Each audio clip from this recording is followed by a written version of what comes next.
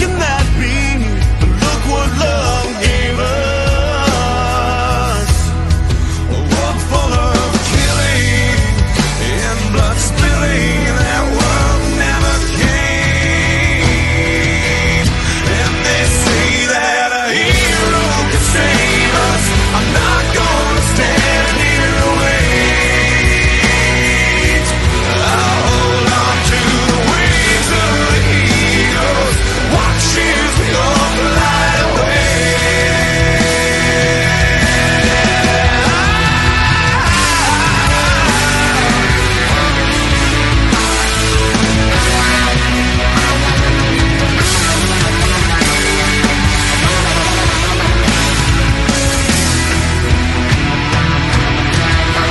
Now that the world isn't ending, it's love that I'm sending to you. It isn't the love of a hero, and that's why I fear it won't do. And they say that a hero can save us. I'm not gonna stand here and wait. I'll hold on to the wings of the eagles. Watch as we all fly away. And they're watching us. They're watching us as we all fly away. And they're watching us. They're watching us as we all fly away. And they're watching us. They're watching us as we all fly away. Whoa.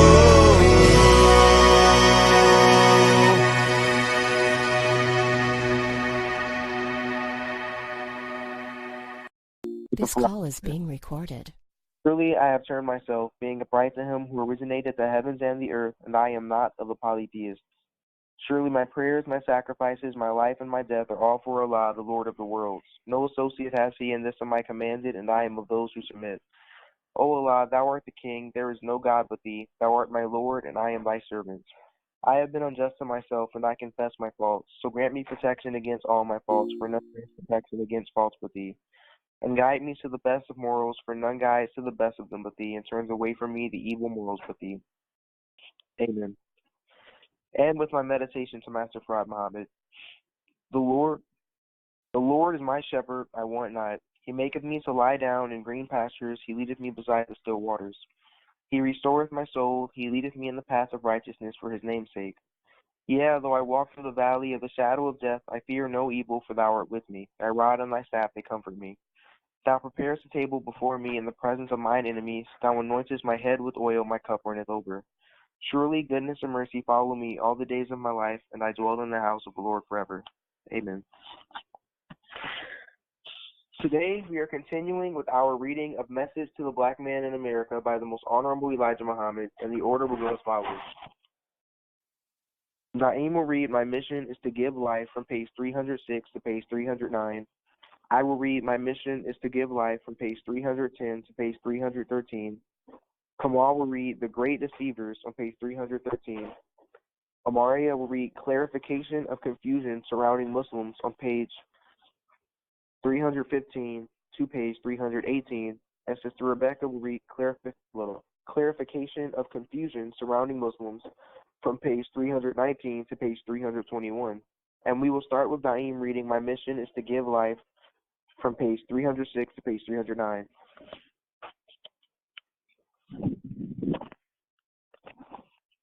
This is Minister Daim of the Nation of Islam, Allah Subhanahu number 1. Answer to critics. My mission is to give life. The following is an excerpt from an interview granted to the National Education Television Network. The series of interviews took place in Phoenix, Arizona, and were conducted over a period of several days by the staff of San Francisco station KQED. Question: how would you describe your mission? Answer: my mission is to give life to the dead. What I teach brings them out of death and into life. My mission as the messenger is to bring the truth to the world before the world is destroyed.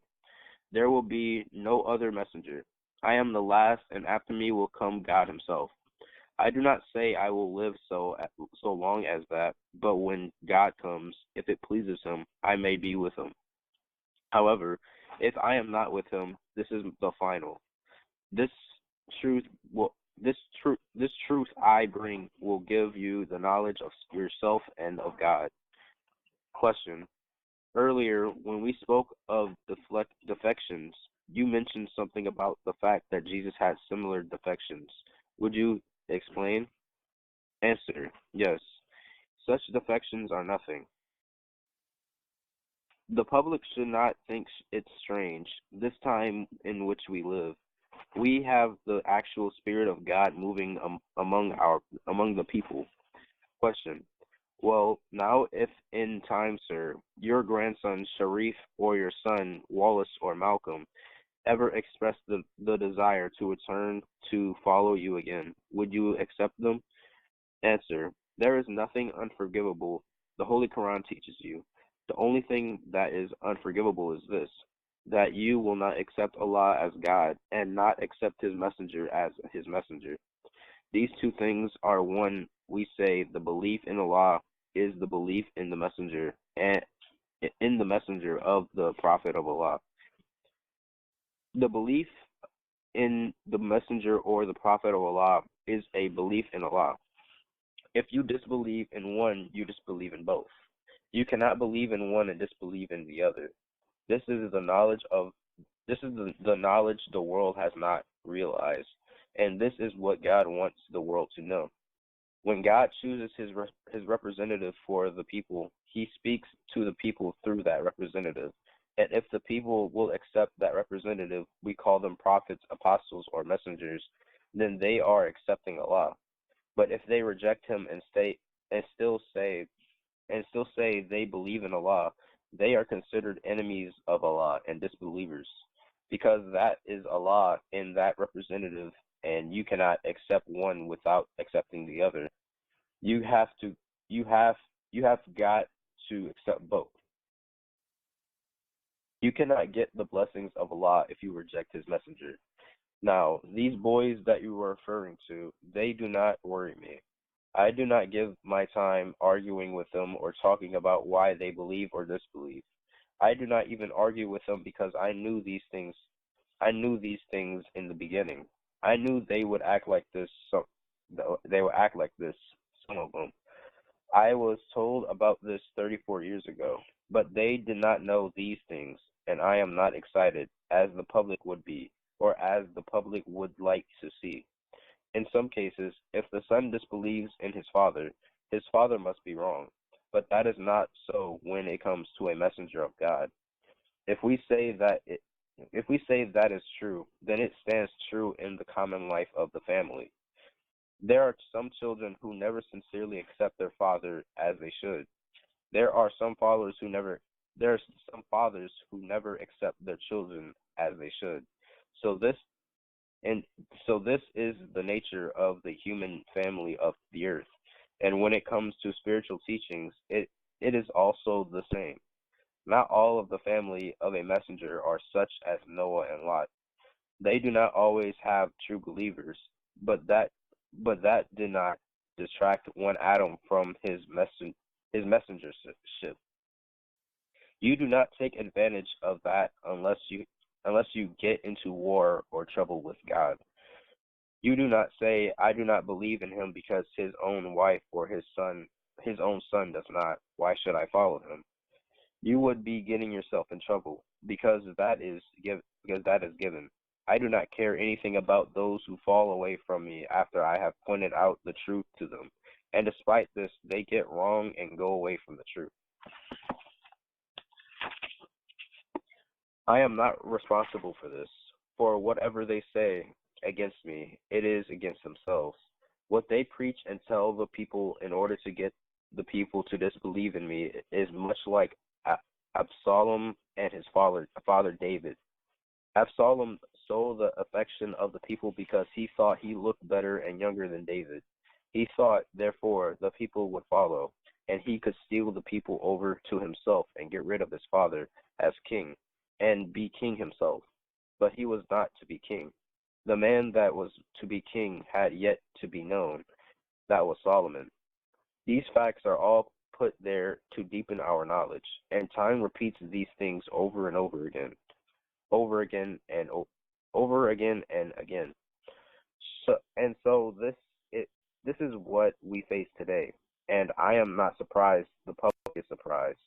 Some of them at the deviation of Malcolm or my son Wallace. I am not surprised, but they cannot yet say that I am not the messenger of Allah. They cannot take that away from me. Question. Mr. Muhammad, would you make some statements about Dr. Martin Luther King and the Civil Rights Movement? Answer. Yes, I think Reverend King has been doing a good job according to his knowledge. He has been trying to do his best to get our people some justice in the way of civil rights. I believe that he means well, and I believe he would have done better if he had known more about the time and the people and the history and what must be done in such times. He has the desire to seek his people dealt with according to justice and not according to injustice. But he does not know that he is living in the time when justice is bound to come to his people. However, it is only through divine and not through civil government. And that goes for most of the groups who are trying to do something for the betterment of our people. Most of these leaders, have good intentions, but they just don't have the right instruments to work with, and they do not know how to use the instruments, since they were not appointed to do the job. But all of our people today have the desire to do something for themselves, and first of all, to see injustice removed from the whole. We have suffered injustice at the hands of the white people for 400 years. And today some want to be called citizens of America. But all of this without the qualities that go along with freedom. We are today, I repeat, imbued with the spirit of justice for our people. And something must be done. This oppression cannot go on forever. What the civil rights movement is trying to do is just another effort to bring home to our people a better life. But this is the time when our people should and will get a better life on a permanent scale, not on a temporary scale. The political administration may change every 4 years. The Constitution gives to the people of America, and if we understand it well, it was not written with the so-called Negro in mind. It was written for the white citizens of America and not the slaves. The slave is not mentioned there, and it was not in the mind of these lawmakers that he should share equal justice with the master. No, he was considered to be the property of the master. Therefore, the servant or the slave cannot get equal justice, with the master unless the master wants to give up his position as master. If the master gave up his position as master, the slave would soon become his equal, and the slave would probably vote for equal justice, go to the White House, or become the ruler of the country. If the equal justice were obtained all the way through as it should be. But the Constitution was written by white people for white people, and not for you and me. We were under the slave masters at that time. And again, I would like to make clear, I am not fighting those leaders who are trying to do something good for our people or get something better for them, but I do oppose them in their way of I do oppose them in their way of opposing that which good and which would be just and permanent for our people. For we now have to come to the time for we now have come to the time when we want justice and equality. We want freedom equal with other people. They have never made us citizens, and under their law we cannot be made citizens. We could never be citizens as stated in the first slavery courts. If we want to go into the facts about it, we are not the equal of the American white man, nor are we citizens with him here. We are in alien country. We are aliens and not citizens. And this is proof that we have to admit and not to try to hide not to try to hide to make some black brother feel good. To tell a black brother that he is a citizen and has equal rights is like telling a child to go to sleep on the 24th night of December and on the next day and on the next morning awaken with Santa Claus and with Santa Claus will have left a present in your stocking when that is Santa Claus talking. And the child, when he grows up, learns that. Well, it is the same thing with us. We have had a lot of Santa Claus teaching, and now we are growing up because we know that a lot of these Santa Claus teachings were nothing but a lot of pacifiers. We are no longer satisfied to being pacified. We want something permanent. Amen. This is Minister Rafiq of the Nation of Islam, Allah Simple Number 1. Question, Mr. Muhammad, even though the economic plan was only introduced in August of this year, 1964, what has been the response? Answer, we are really surprised at the response we have received. In fact, it is increasing daily, and we have had to set up more secretaries to take care of the donations that are coming. Question, is this all coming from over the country? Answer, yes, sir, from everywhere. For 3 years, we want to see what we can do. We're going to put the donations in banks that have already been established. We are not going to build one until we have need to do so. By the end of the 3 years, we can tell what we can do. It costs perhaps $1 million or so or more to set up a bank, and the government has much to say about how this is done. Those who understand banking systems will be called in by us to help set up such a system for our people. Question, are any of your aims perhaps similar to the middle class aims of acquisition of properties and material goods? Do you think the objectives of this plan are similar to those of white middle class? Answer, what are white middle class aims? Will you tell me that? Question, ordinarily I would say it is the acquisition of property of material things. Now, do you think in the savings plan idea that there will be a number of Negroes who will submit monies to save for those particular white middle class idea which seem to be unimportant at the moment? Answer, well, the purpose of the economic plan is to fight poverty and want. As I have said, this includes material things. We need better housing, for instance. We also need farms to grow our food. Question, do you think Johnson's war on poverty bill will be of any assistance at this time?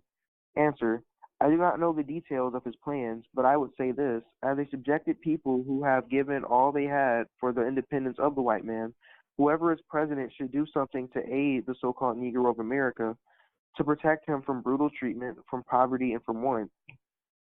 America is able to feed Europe and part of Africa and is able to finance them. Yet the poor slave who has helped her build up her country and establish her banks that are now bursting with money, he has nothing to say about this. She should do more to aid her so-called Negro in the way of putting him out for self. She should make him independent and not dependent. She should put a stop to police brutality, which is absolutely condoned by the government. The police are free to beat and kill us at will, and they are not punished for this. This should be done by whoever is in the White House as ruler for the next 4 years. They should stop injustice. The time is now when a stop will be put to it if America herself does not cease in mistreating the so-called Negroes. The Negro is going to get his freedom because he is not the forsaken race he was a few years ago. There are definite divine plans being made to help him. He will be divinely helped from now on. The government can help the so-called Negro in many ways. I do not say the government should take us and set us down and make us lazy so that we won't want to work for ourselves. I don't condone that sort of living. No, help us get a chance of doing something for ourselves. We are no more a people who can be classified as a necessary people for use only as servants. We are too many. We are 22 million people. No nation needs that many people just for servants. I was born in the South. I married and went to Detroit with my 2 children in 1923. I know the South and the Southern white people. They are actually a people who envy any success that comes to the so-called Negro in any way. If you own a little more than the white man there, why he is against you. He may even kill you. He may bomb you or destroy your property.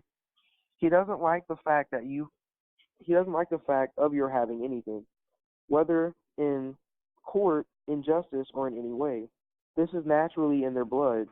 They want the black man to have nothing but hell. Excuse the expression. That's all they desire, and they are tickled to death to see you in a hell of a condition. They are angry when they see you trying to live prosperously. They will make trouble with you if they think that you are trying to be at peace. Question: is this only the white man in the South? Answer: no, he's up here in the North too, but he is not as numerous in the North as he is in the South. This is almost dominant in the South. The North has a fair share of the evil. That's why the Negro can't get to any place, because he is in a race of people whom they do not intend to ever see prosper too much. So therefore, we should look forward and try to get the government to agree to let us go somewhere by ourselves and build a nation of our own, and on some of this land that we can get help. When we were brought here as slaves, they didn't have 50 states, but now they have 50 states, and they have offered the so-called Negro, who numbers in the millions, not the tiniest state in the Union, nor have they offered to give him anything like revenue coming from countries they have conquered. We helped them to conquer the Philippines. We helped them to conquer Japan. All right, what have we gotten from this? What commerce have we gotten from this? We got nothing as revenue for our deaths. Only they gave us death when we returned back home. If we were given any credit for it back, we would feel that we did something good, perhaps for the people. But we were hated when we got home. We were cast out and shot down on the streets and highways just for the fun of it. They were innocent people. They would kick a black man and push him around and try to force him to say something that they could claim as the reason why he was killed. Therefore, the people just don't want you. And why should we say today, after 400 years, let's try to plan to live with the white American people to get along with them in peace, when we have not been able to live with them in peace for 400 years. Amen. This is Mr. Kamal Muhammad of the Nation of Islam, Allah Symbol number 1. And I'll be reading The Great Deceivers on page 313. Arthur R. Gottschalk, State Senator, 8th District, Part 4-3, wrote our National Security John Ali asking him and my followers to disavow and repudiate publicly the truth Allah has revealed to me of the Caucasian race, the truth of them being real devils and are the black nation's open enemies. Part of this letter was printed and published in the Chicago Tribune, June 15, 1962. Gottschalk failed to include in his letter to Secretary Ali proof of material proving that the truth Allah has given me of them being real devils is false. This leaves my secretary and followers helpless to deny the truth. I am surprised and attempt to consult me as to what Allah has revealed to me. The senator's letter is a perfect insult to my followers. Without showing proof that what I am teaching is not the truth, he is asking my followers not to believe it and tell the public that they do not believe it. They do not believe. What the senator does not like is that my followers believe Caucasian, the white European race, are the real devils, as Allah has said. Also, the true history and the teachings of the prophets and their scriptures, Bible and Holy Quran, bear witness. I think the senator has attacked something that may surprise him in his race because of his intentions of making my followers disbelieve the truth of Allah as taught me. One of the characteristics of the devil is to deceive. In the last 2 paragraphs of his letter to our secretary, John Ali Gottschalk, hoped to deceive him with the following words. At this time, when men of good will of all races are working hard to promote harmonious human relations and eliminate the social and economic conditions which have produced injustices, it is tragic that men like Elijah Muhammad are attempting to tear down their good work and accentuate racial tension and misunderstanding. Mr. Gottschalk, we are not your slaves anymore. Therefore, do not misunderstand us. We care very little about you or any person or race who would think after knowing you that a promise promoting harmonious human relations, social equality with you will solve our problem. You are mistaken. We want nothing less than freedom to build our economy and society and on some of this earth that we can call our own. We want to be independent as you and other nations are, to do what we think is best for ourselves, for our own selves. What kind of future can you prepare for us other than as subjected slaves to you and your kind? I'm not attempting to tear down anything good, for I have not found anything of good that you or your kind have set up that was for the good of my people. Allah and I are the only ones I know who are setting up any good work for our people. Since your government declares us to be free, why let us go and enjoy this freedom for ourselves on some of this earth that we can call our own? The language used in your letter is that of a deceiver who knows that he has laid hands upon a great value and hopes to deceive him. Believe that which he has been given or found is of no value, and what you have is the best. The entire 20 million of my people here shall learn a lesson from your letter and be careful of you and your kind erupted promises of social equality without some of this earth we can call our own. Your dogs enjoy honor in your society.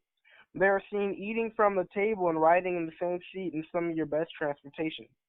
We do not desire any such place and level with all the evil you have done to us for the past 400 years and as you continue to mistreat us.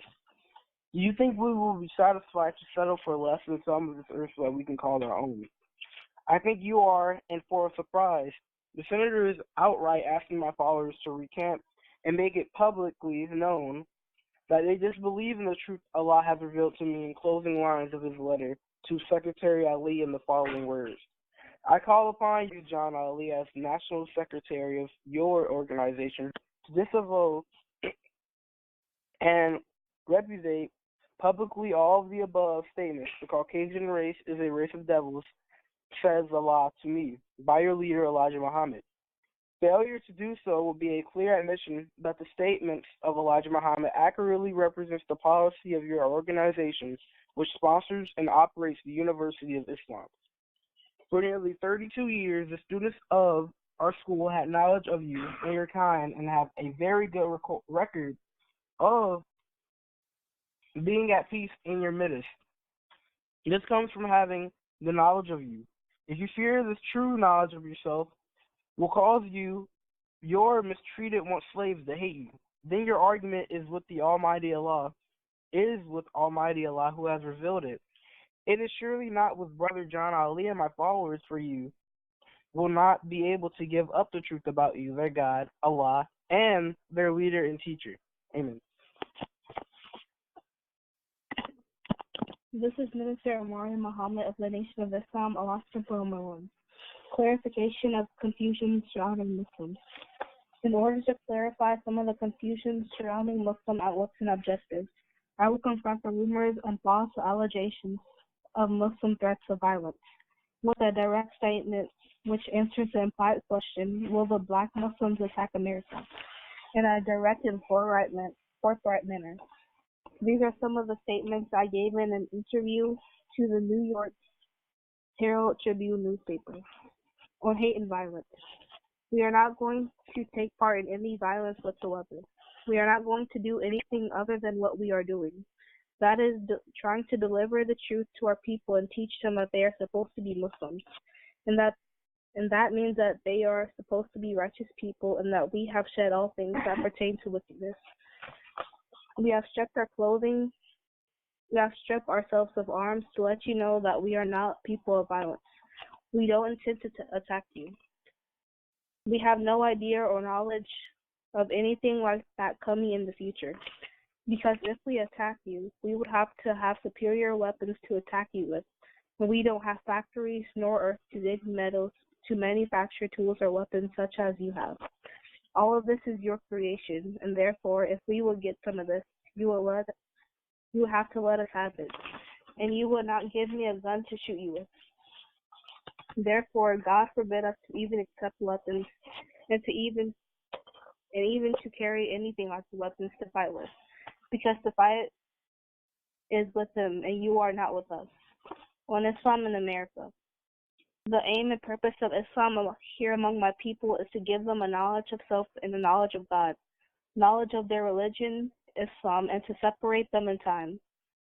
That these 17 or 20 million American dark people should go for themselves. This is the basis of the whole. It is to separate our people and put them by themselves, or non-believers. We have respect for them and their professions, and we try to treat them as we treat ourselves, for that matter. We know they are not believers as we are. We know that. But as long as they tolerate our faith, we tolerate theirs, and we treat them as brothers. One political endorsement. He would have to be in sympathy with us, and he would have to have some knowledge of the aims and purposes of Islam in America. When whites and Negroes. This is the real trouble. The whites oppose us, the black people of America, who were their slaves once upon a time, from ever becoming anything like self-independent. They want to keep them subject to themselves in a more educational and scientific way, other than their fathers. Their fathers only used the common knowledge of enslaving our people, but today their children can use one of the smartest scientific ways against our people to keep them subjected to them that ever were invented by a race of people since time was. We want what you want today, and that is independence. We want peace, and whether you want peace or not, we want peace and security from you. You are our worst enemies. We have no other people who are an enemy to us but you, because we don't live in the country of other people. We only live with you, and we have been here for 400 years, and you say now that we are free, but yet you are doing everything to keep us from exercising the rights as equals or of a free people. This is what I want you to understand. We are tired of suffering, brutality, beatings, killings, and just because you don't like us and just hate us, and absolutely knowing that we are powerless to resist, because you have all the odds against us. You are absolutely the boss, and we have nothing. And we are asking to leave you. That's all we're asking. We can't get along with you in peace. You don't want us in peace. If we sit over there in that house across the street, peaceful all day and all night, after a while that worries you. You will send someone around to see what is going on over there in that house. It is the white man's way of starting trouble, breaking the peace of people by interfering with their peace. We're not sitting over there in that house planning anything, but are trying to plan peace for the house. One separate territory. The American white man is not going to move out of his estate to give to the so-called Negroes. We're not asking you to do any such thing. No, unless you prevent our going to our own. If you are going to prevent us from going to our own, or back where we came from, where you found us, then give us a place here to ourselves. There has been too much talk about separation about our acting and demanding a territory here. We are not demanding territory in America. No, sir. We are asking America if only they don't allow us to go back to our own people and to the country from which we came from, then give us a place to ourselves. As you know, and we have learned through experience for 400 years, we can't get along in peace together. You are not going to accept us as your equals, and we know you're not going to do so. We disregard your promises.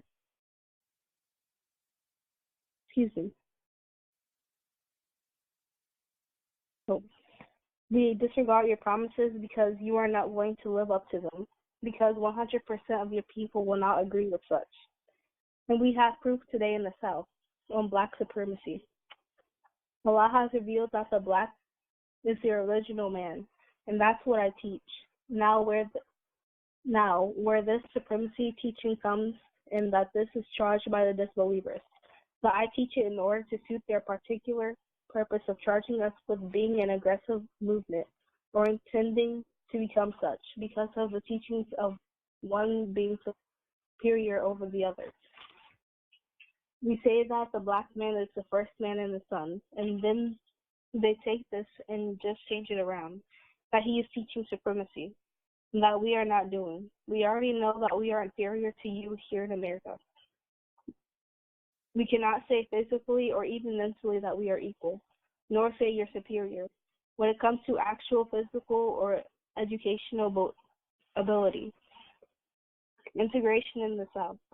The head of this movement, Mr. King, is trying to force the white man in the South to do that which is against his will by nature, because some of the northern parties of the white people, maybe in Washington, have said to him that this should be done and should have this in the Constitution, and therefore you should enforce it, and therefore have it enforced by the government. But Mr. King has not learned as yet that the white man is in the South is brethren to the white man in Washington, and the Washington white man is a brother to the Southern white man, that they are not going to go to war over the Negro and kill each other for the sake of the unlearned Negro, of the knowledge of self and others, to integrate into that which they don't master. Give me a piece of your meat that you have there in your house. Therefore, Mr. King is making a fool of himself in the South, and acting like a dog around the house, where the master stands at the door and the dog wants something to eat, and he just waddles all around the door, around the master's feet, flipping his tail on the ground and grinning and leaning his ears back on his neck to show that he is a good, peaceful dog. And master, give me a piece of your meat that you have there in your house. And this, while there is plenty of meat for the dogs in the bushes out there, if he will go out and hunt for it. On James Meredith, poor fellow tries to force himself into a school where it is 100% white, and they're telling him they don't want him. And then the army is standing around trying to force him in there. That's their crazy idea. Amen.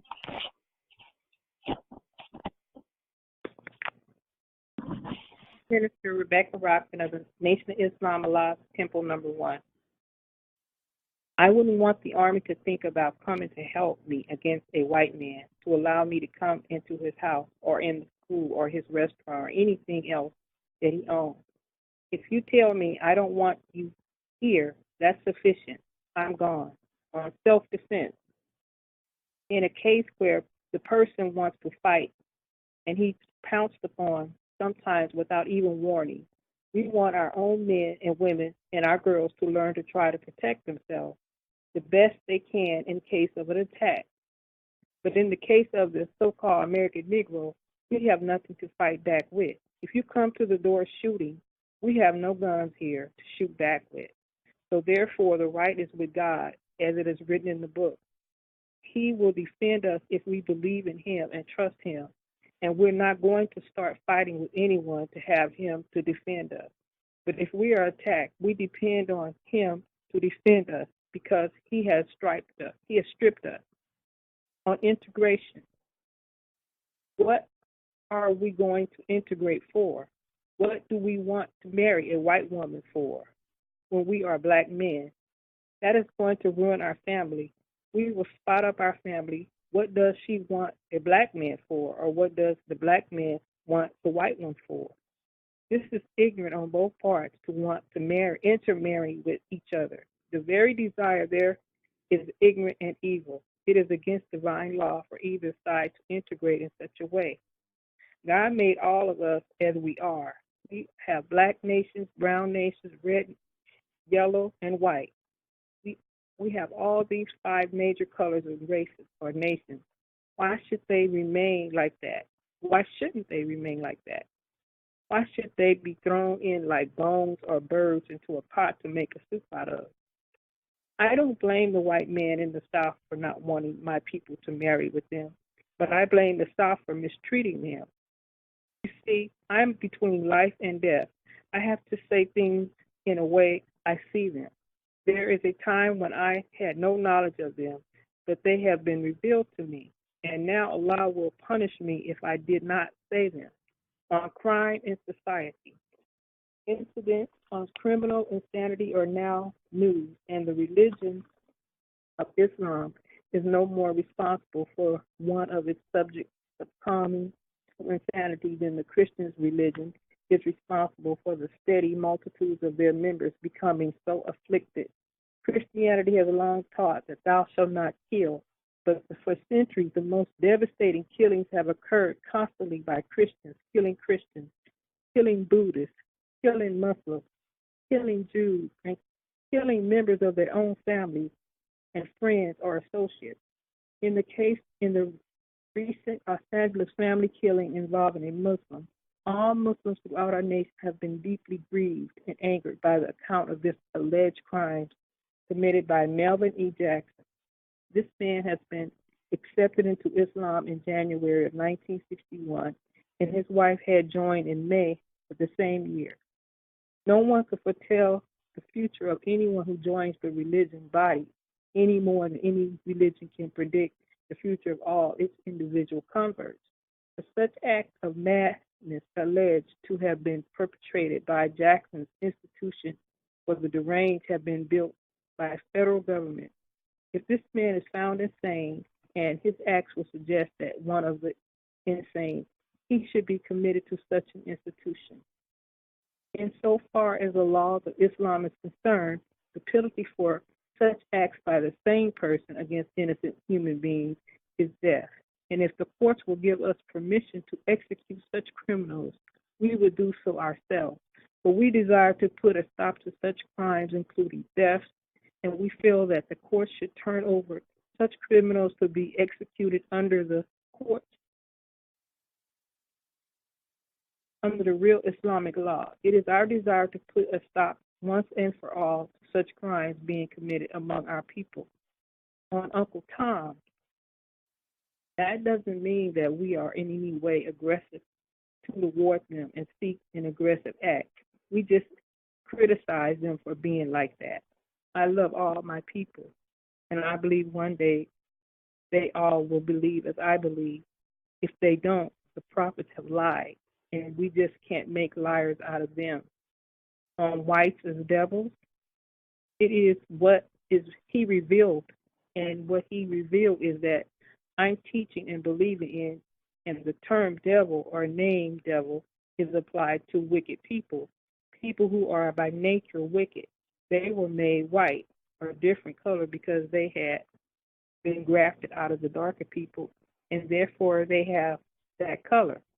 On fruit of Islam, the fruit of Islam means the first converts to Islam here in America and the first people to be cleaned and made fit to be called Muslims. And their training is on the basis of being Muslims. To keep in practice, not just say it in their faith or belief, you must put into practice the principles of Islam that you believe in and serve as an example for others who will accept Islam. They take special training and exercise in many ways to keep physically fit and healthy and to try to get away from many of the physical ailments that have suffered long before coming into the knowledge of Islam, and trained into the knowledge of what the aims and purpose of Islam are. They are to clean up a people who are not clean morally as well as spiritually in America, and to make them fit to become good members of society. On November 8, 1960, reply to a judge. On November 8, 1963, according to the Chicago Tribune newspaper, federal judge F. Ryan Duffy ruled that the Black Muslim sect is not a religious but rather a racist and has its objective. Yes, sir. You have to stop at reply to a judge. Okay, yes, sir. All right. That concludes our reading of Message to the Black Man in America by the Most Honorable Elijah Muhammad. Our next reading will be on Friday for our Bible study, and the order will go as follows. Daim will read Replies to a Judge on page 321. I will read What the Muslims Teach Father to a Son. Kamal will read Authority from Allah, No Other. Amaria will read Answer to Christian Knights of the Ku Klux Klan from page 330 to page 332. Sister Rebecca will read from page 333 to page 335. Daim will read from page 336 to page 338. I will read from page 339 to page 341. And then we will begin our reading of The Fall of America by the Most Honorable Elijah Muhammad. And there, Kamal will read Washington, D.C. Speech, May 29, 1959, from page 1 to page 4. Amaria will read from page 5 to page 9, and Sister Rebecca will read from page 9 to page 13. And we will now transition over to our Islamic presentations. Do we have any brothers or sisters who would like to present? Yes, sir. All right, we will have the Muhammad children give their Islamic presentations, followed by Sister Rebecca, and we will start with Daim's Islamic presentation.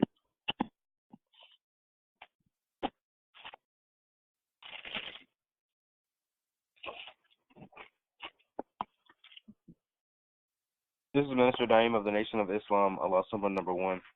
I did my Islamic presentation on our video titled Cinderella, the Son of Man Speaks.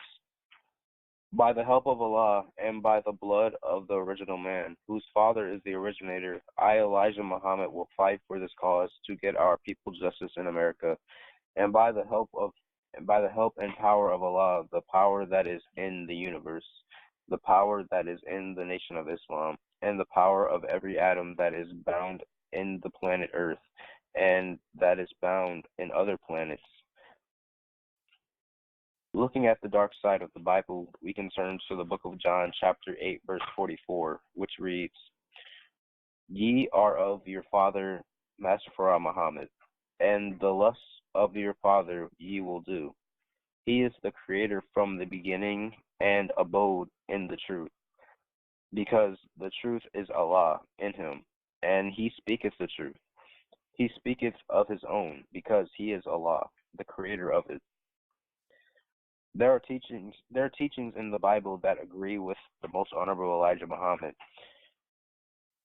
When you gain insight and wisdom, you can replace the words in the Bible with what it should be interpreted as. This is a nuance or a creation using the knowledge you've gained. It is pretty much impossible to just come to read a scripture and interpret it in a way that makes 100% sense without actually studying the ways of Islam, or in fact any religion, but especially Islam, because not many truly know Master Prophet Muhammad is Allah. As described by the Son of Man, this is wisdom that would take X-ray vision to see. Without it, you are just gazing at the surface of a deeper meaning. You should always increase the chances of your people's salvation, but you should credit the creator of the revelation, just like how we always credit the most honorable Elijah Muhammad for his interpretations and teachings of wisdom. Amen. This is Minister Rafiq of the Nation of Islam, Allah Simple number 1. I am presenting on Isaiah chapter 63, Why art thou covered in blood? The Son of Man speaks. In the book of Hebrews, chapter 13, verse 2, it reads, Be not forgetful to entertain strangers, for thereby some have entertained angels unawares. Here, the Bible tells us to be careful of how we deal with people and strangers, because you may be dealing with an angel. And the most honorable Elijah Muhammad told us that there is a black man in America who is going to be king, the Moses, or the seventh angel.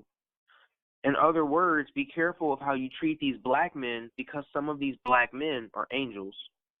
What happens when you make the seventh angel or the Son of Man angry is that anger builds and builds. We can better understand this with an analogy to the story of David Banner, the Incredible Hulk. When people first make him mad, he doesn't instantly turn into the Incredible Hulk. It's a process. He gets to the point where a transformation takes place. This is just like the saying of the straw that broke the camel's back. Straws are constantly being thrown at the Son of Man by various people, such as the white man, the police, the jobs that he works, black Muslims, Marvin Muhammad, Farrakhan. Everyone is throwing straws on top of the Son of Man's back. And one day is going to cause a transformation, just like the transformation of the Incredible Hulk. One day, there is going to be such a big buildup of anger and fury that the demand for power will be justified in the eyes of God, and God will concede or grant power and authority to the Son of Man. And what happens on that day can be seen when we go to the book of Revelation, chapter 6, verses 16 and 17, which read, And said to the mountains and rocks, Fall on us, and hide us from the face of him that sitteth on the throne, and from the wrath of the Lamb. For the great day of his wrath is come, and who shall be able to stand? Whether or not we believe that the man we follow is the true Son of Man is irrelevant. But it is mighty strange and quite a coincidence that he's laying it out for us.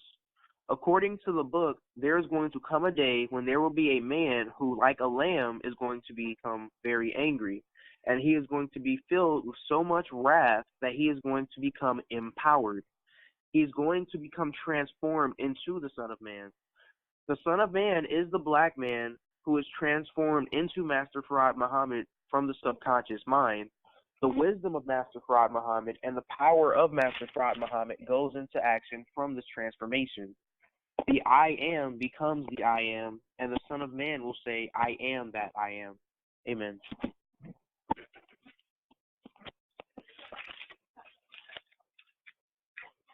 This is Mr. Kamal Muhammad of the Nation of Islam, Allah's Temple Number 1. And I'll be doing my Islamic presentation on our video titled, Leviathan, Jehovah Has Risen, the Son of Man Speaks. The Son of Man must suffer many things and be rejected. Surely oppression maketh a wise man mad, upset. What do you say when someone gets you real mad? You say, man, he got me heated. He got me boiling. Boiling water is hot, is not peaceful. It's not peaceful. Boiling water is not still. Boiling water is in motion. The Most Honorable Elijah Muhammad told you that Leviathan is a creature that you do not want to encounter, because you either kill it or it will kill you. And as Moses lifted up the serpent in the wilderness, even so must the Son of Man be lifted up. The Son of Man is compared to a serpent. The Son of Man is Allah in person. The Son of Man is Master Farad Muhammad, the All-Powerful. The Son of Man is a wisdom that shall live forever, and that wisdom is Master Farad Muhammad. And what did God tell his people? He said, prepare me a body.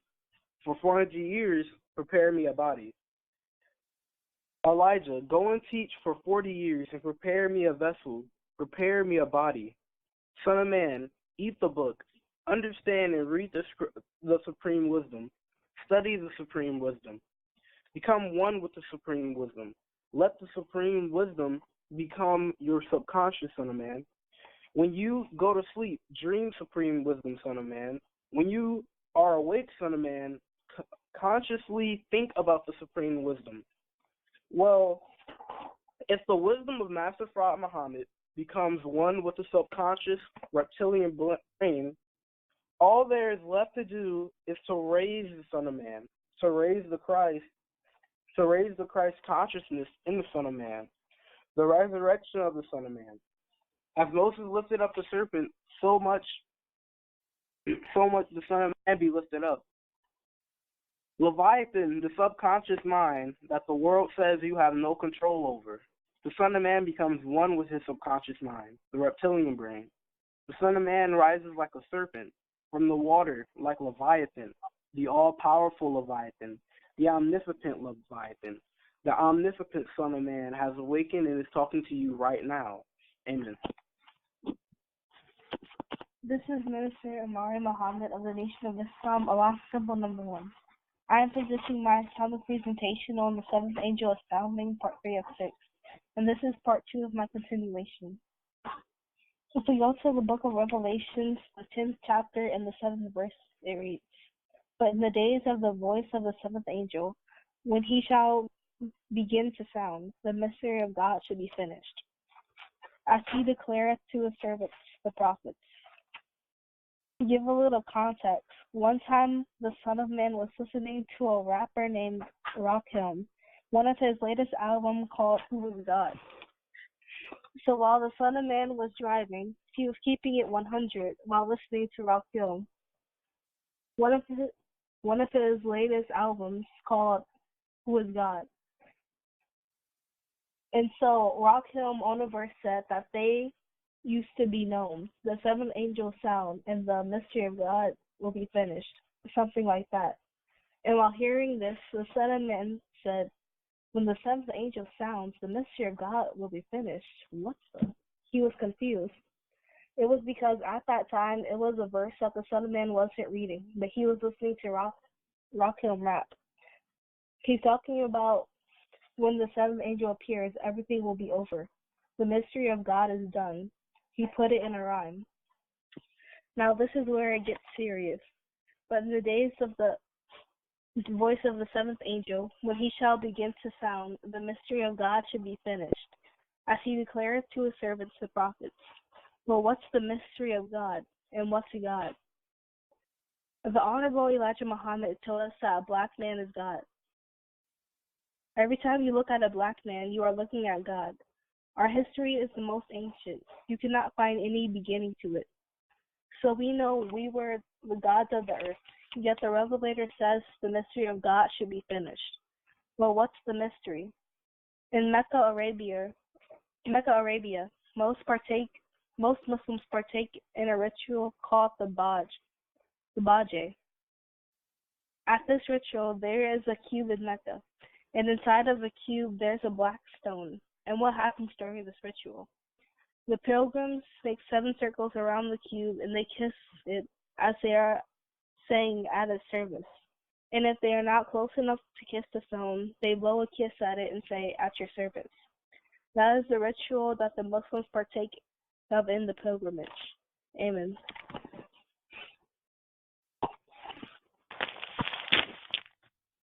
Rebecca Rockman of the Nation of Islam, Allah's Temple number 1. My today's presentation will be the Black Stone and the Resurrection of Jehovah. In the name of Allah, the Beneficent, the Most Merciful, who has appeared and is in the person of Master Farad Muhammad. Assalamu alaikum. In this lecture, the Son of Man is teaching us the true significance of the Black Stone in Mecca and the pilgrimage or the Hajj that many Muslims partake in every year concerning this stone. In this lecture, the Son of Man brings us complete clarity of the Black Stone, which is located in the eastern corner of the Kaaba in Mecca. The Kaaba is draped in a black and gold embroidered cloth called the Kishwa. The pilgrimage Hajj involves Muslims who travel from all over the world making 7 circles around the Kaaba, and upon completion of the 7 circles, they kiss or blow a kiss at the Black Stone, which does the Black Stone represent, and why are they kissing it? Well, it represents the Christ, the Son of God, the Son of Man, a man who is to be resurrected at the end of the world. The stone is black because this one to be resurrected will be a black man. Here, the Son of Man recites the scripture. In Psalms chapter 2, verse 12, it reads, "It's the Son, lest he be angry, and you perish from the way, when his wrath is kindled but a little. Blessed are they that put their trust in him." Here the Bible tells you to kiss the Son. As he goes further into this lecture, this ritual will come very clear and hopefully clear to the 99.9% of the Muslims who perform the act that they have no idea what they are doing. The book says, "Kiss the Son." Who is the Son? Who is the Son? Go to the book of Revelations chapter 1, verse 8. It says, "I am Alpha and Omega, the beginning and the ending, saith the Lord, which is and which was and which is to come, the Almighty." And in this verse, it foreshadows that the Almighty was alive, died, and will be resurrected. In verse 18 of this first chapter of Revelation makes it even plainer. It reads, "I am he that liveth and was dead, and behold, I am alive forevermore. Amen. And I have the keys of hell and death." This verse references verse 8, where it says, which was and which is to come, the Almighty. And in the verse 18 it says, "I am he that liveth and was dead, and behold, I am alive forevermore. Amen." And have the keys to this verse reference resurrection of the Alpha and Omega. Let's go back to the Son who we're told to kiss.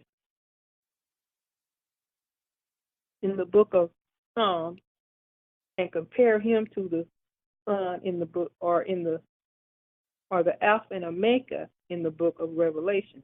Here the Son of Man is comparing the two sons in Scripture. In the book of Psalms, chapter 2, verse 9, thou shalt break them with the rod of iron, and thou shalt dash them in pieces like a potter's vessel.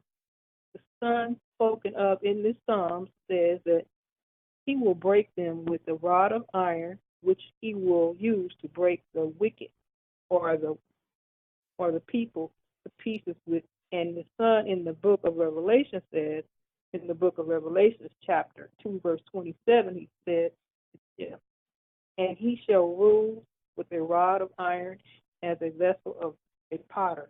Shall they be broken to shivers, even as I received of my Father. Amen. And I will continue this presentation on next Sunday's Sunday school. Amen.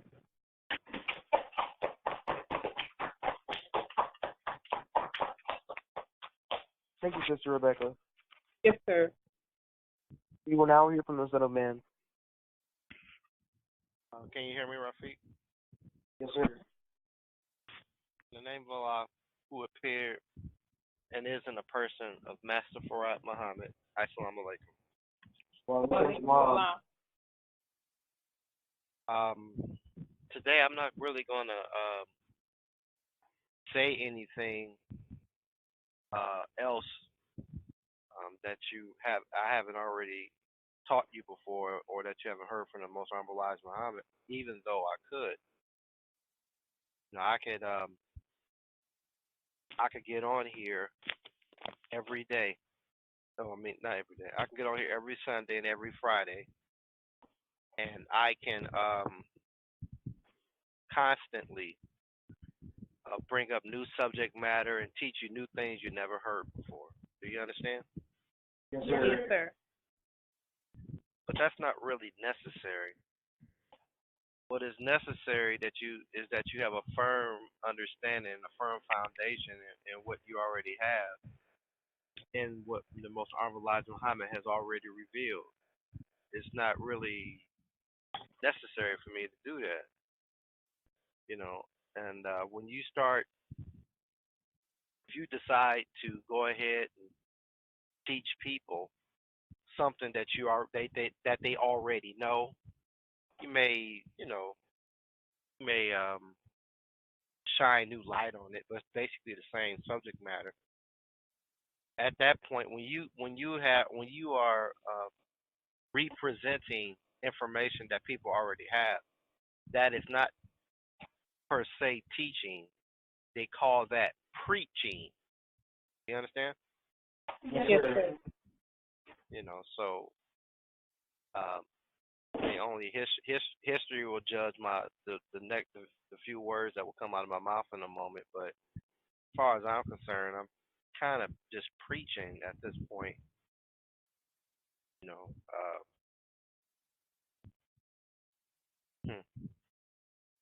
I spend a lot of time by myself. I spend a lot of time thinking, and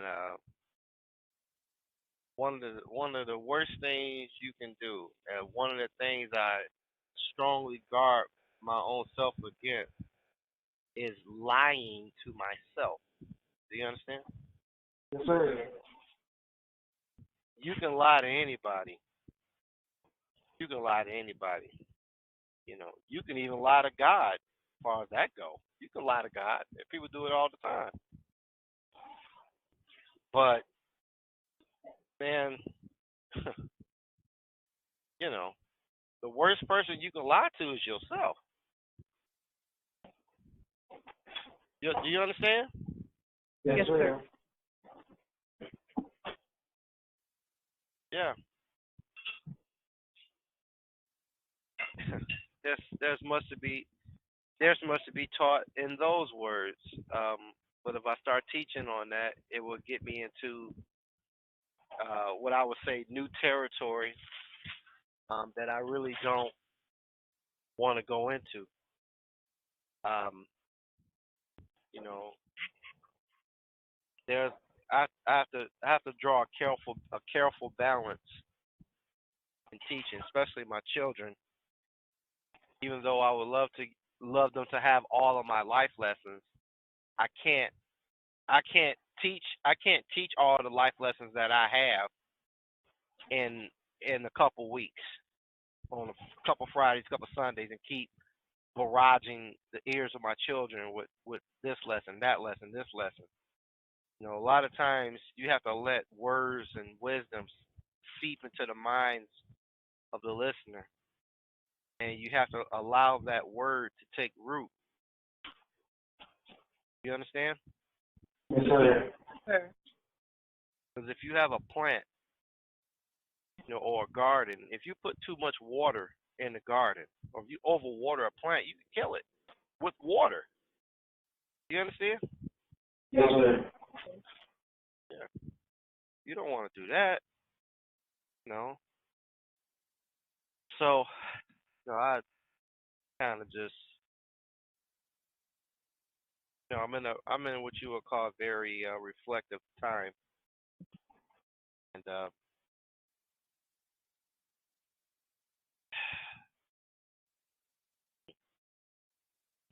anyway, I'm going to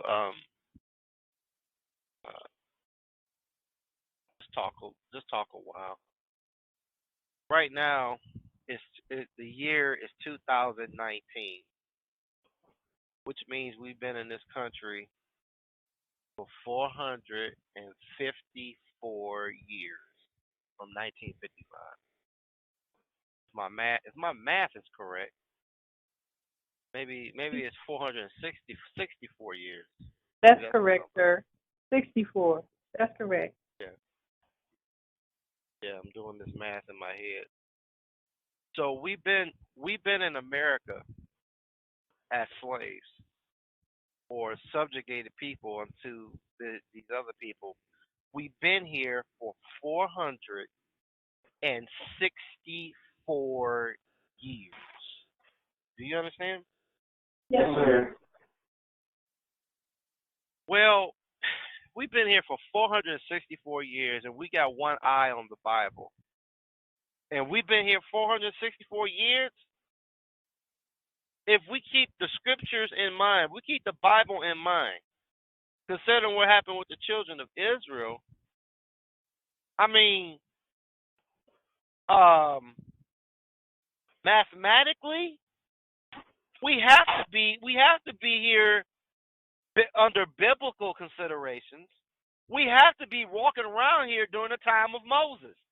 Do you understand? Yes, sir. I mean, that's just plain. I mean, if we go into, because in 36 more years, which is really in all of our lifetimes, in 36 more years, it's going to be 500 years. In just a generation.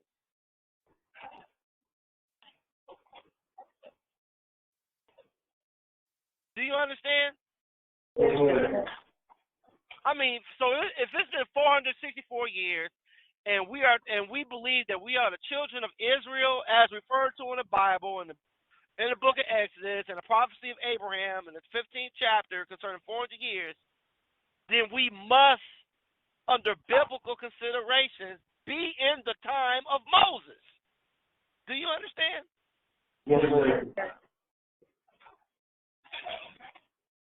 Well, you know,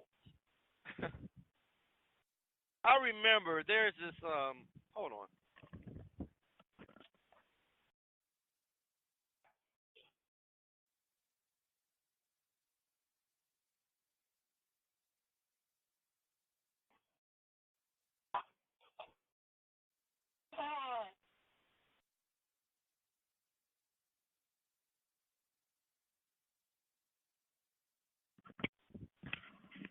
Are you there? Yes, Yes, sir. There's this song. You know, if I had a smart Alec in here, which I don't, they probably would have said like, "Yep, he got a song."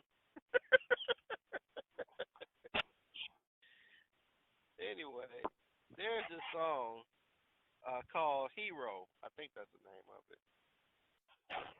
It's by a group called Nickelback, and one of the verses of the song goes, it says, you know, I'm flying so high I can hear heaven. It says, I am so high I can hear heaven, but heaven don't hear me. Do you understand? Yes, sir. You know, when I first heard that part of the song, it was kind of a little confusing. It was paradoxical. He says, I'm so high I can hear heaven. He says, I am so high I can hear heaven, but heaven don't hear me. And then the next verse goes, they say that a hero can save us, but I'm not going to stand here and wait. You understand? Yes, sir. Yeah. Well, if you are in a location where heaven can hear you, right? But no, where you can hear heaven, but heaven can't hear you, right? Yes, sir. Well, okay, let's think about this for a moment. I am so high, I am so elevated, I can hear heaven. My understanding is so great, I can hear heaven. You know, what does that mean? You know, a lot of times when we say we can't hear someone, that don't really literally mean we don't hear the sound. It means we don't understand. Do you understand? Yes, sir. You know, so if we look at this song from a metaphysical perspective, this person is so elevated in wisdom that he can understand heavenly things. One moment.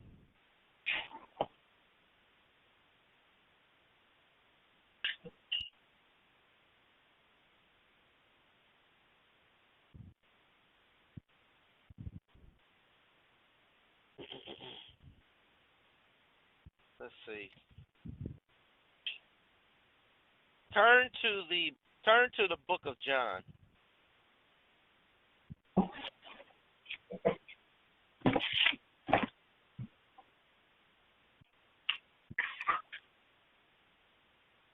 Got it.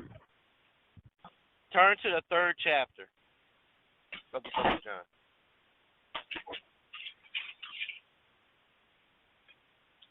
Got it. What? Got it. In the 3rd chapter of the book of John, it reads, there was a man of the Pharisees named Nicodemus, a ruler of the Jews. The same came to Jesus by night and said unto him, Rabbi, we know that thou art a teacher come from God, for no man can do these miracles that thou doest except God be with him. Jesus answered and said unto him, Verily, verily, I say unto thee, except a man be born again, he cannot see the kingdom of God. Nicodemus saith unto him, How can a man be born when he is old? Can he enter the second time into his mother's womb and be born?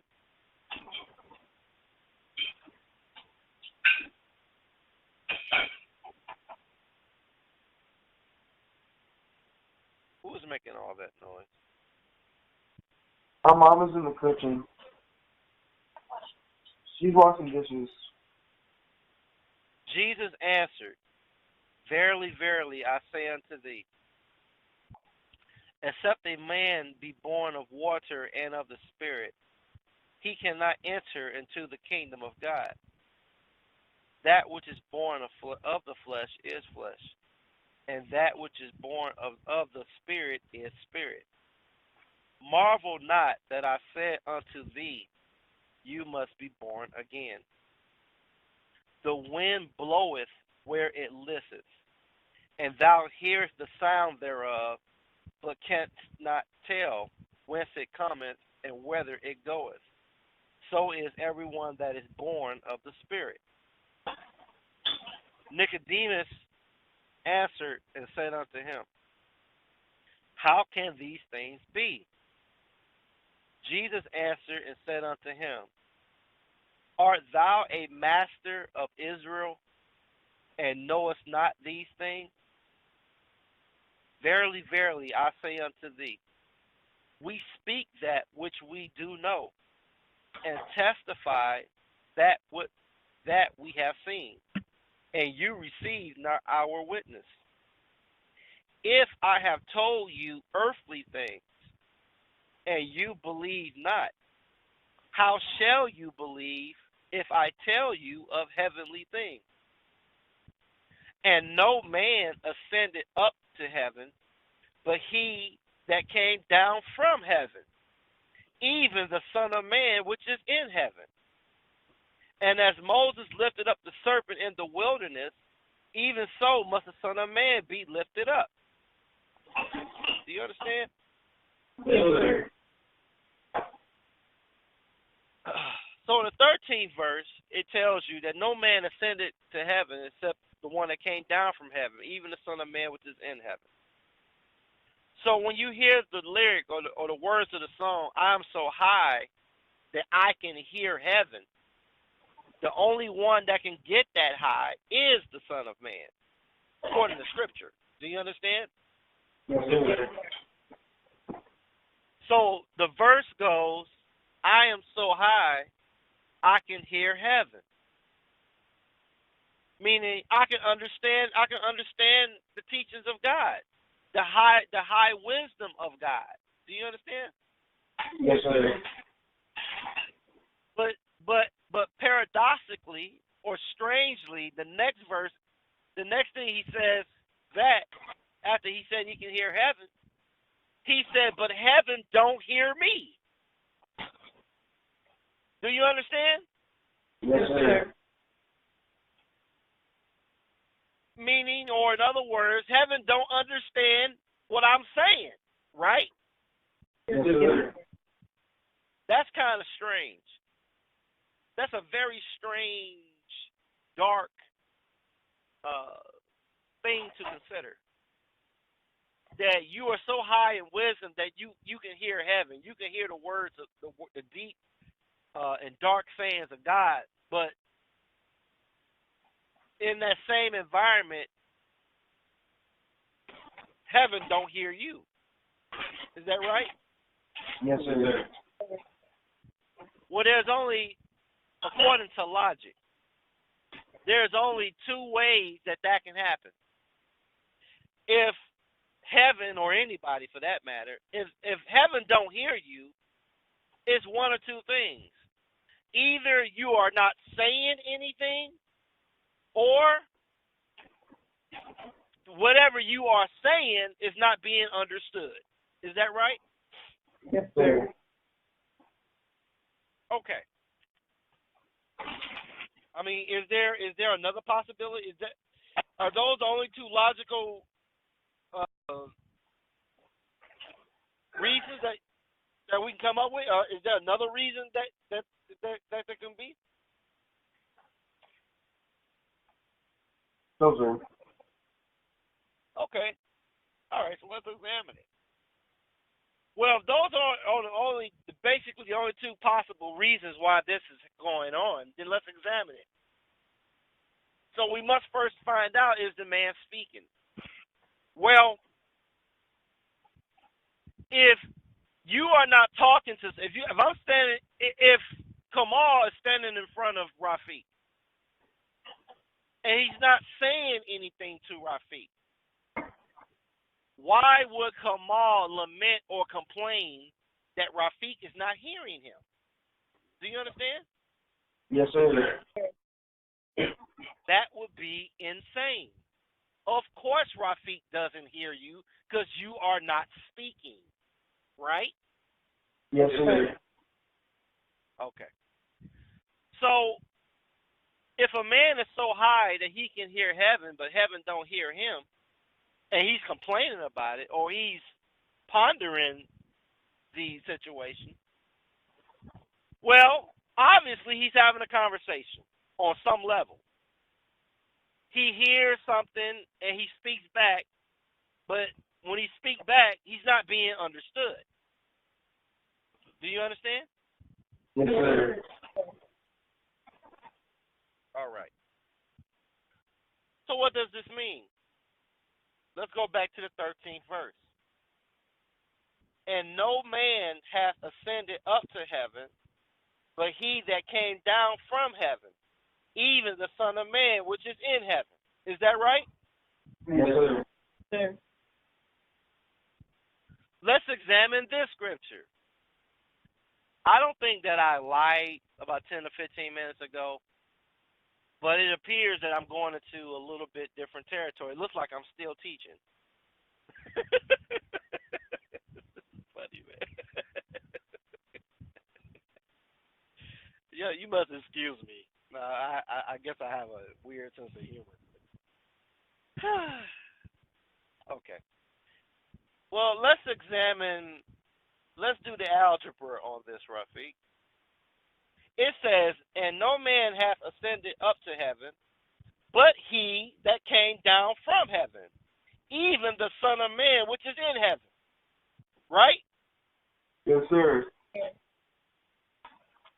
Well, wait a minute. Well, that could be a bit confusing because it says no man hath went to heaven save he that came down from heaven, even the Son of Man which is in heaven. Right? Yes, sir. Well, if the Son of Man is in heaven, it kind of suggests that he never left, right? Yes, sir. Because the book says, and no man hath ascended up to heaven, but he that came down from heaven, even the Son of Man which is in heaven, right? Yes, sir. Yes, sir. That's a little mysterious. A little mysterious.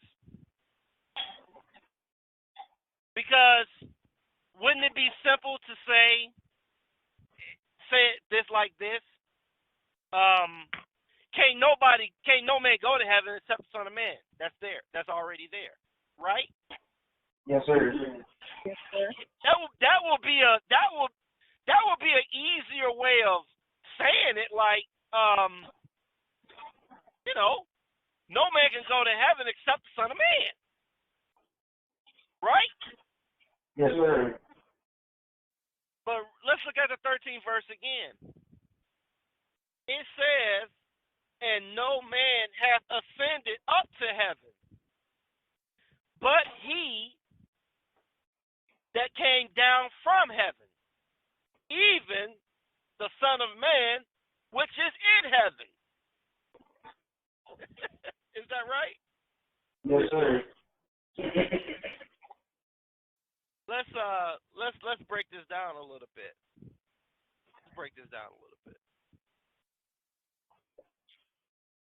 Well, according to the book of John, the 13th verse of this 3rd chapter here, no one can ascend into the wisdom or the heaven of God and go there except the Son of Man. That's the only one that can do it, right?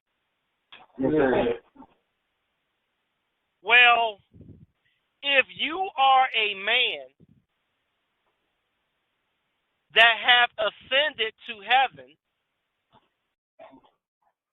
according to Jesus, if you ascended there, the only way that you can ascend to heaven is that you have to be the Son of Man. Is that right? Yes, sir.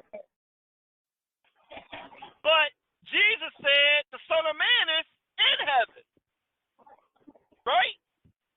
Yes, sir. According to the teachings of Elijah Muhammad, who is the Son of Man? Master Muhammad. Master Farad Muhammad. Is that right? Yes, sir. Okay. So we know, according to the teachings of the most honorable Elijah Muhammad, that Master Farad Muhammad is the Son of Man. That's God, right? Yes, sir. Yes, sir. But Jesus said, no man can go to heaven except the one that came down from heaven, even the Son of Man which is in heaven. Is that right?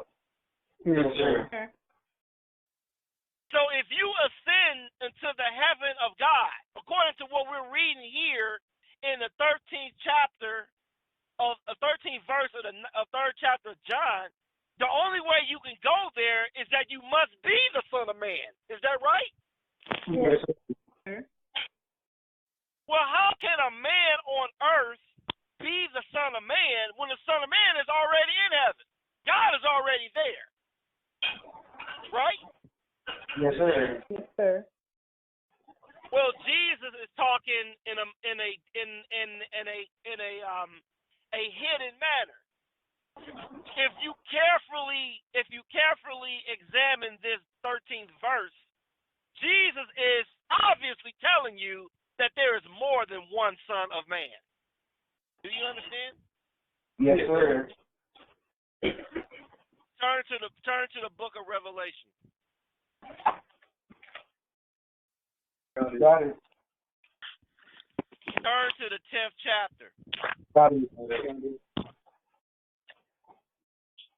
The 10th chapter of the book of Revelation reads, and I saw another mighty angel come down from heaven, clothed with a cloud, and a rainbow was upon his head, and his face was as it were the sun, and his feet were as pillars of fire. Is that right? Yes, sir. That's not the chapter. I made a mistake. Go to the 12th chapter of Revelation. In the book of Revelation, the 12th chapter, the first verse reads, and there appeared a great wonder in heaven, a woman clothed with the sun, and the moon under her feet, and upon her head a crown of 12 stars. And she, being with child, cried, travailing in birth, and pain to be delivered. And there appeared another wonder in heaven, and behold, a great red dragon, having 7 heads and 10 horns, and 7 crowns upon his heads. And his tail drew the third part of the stars of heaven, and did cast them down to earth. And the dragon stood before the woman, which was ready to be delivered, for to devour her child as soon as it was born. And she brought forth a man-child, who was to rule all nations with a rod of iron. And her child was caught up unto God and to his throne. Is that right? Yes, sir. Where is God and where is God's throne?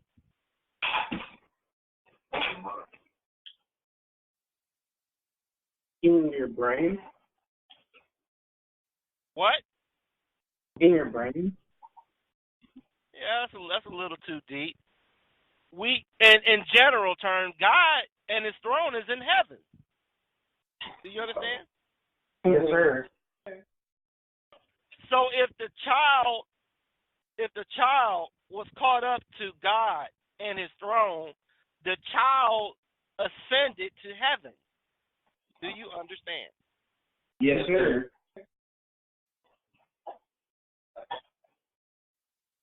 One moment.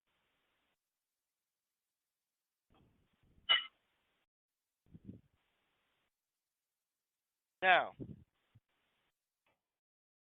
if the child, I could go deeper with this, but I'm not going to take it. This is Sunday school. I'm not going to go too deep with this.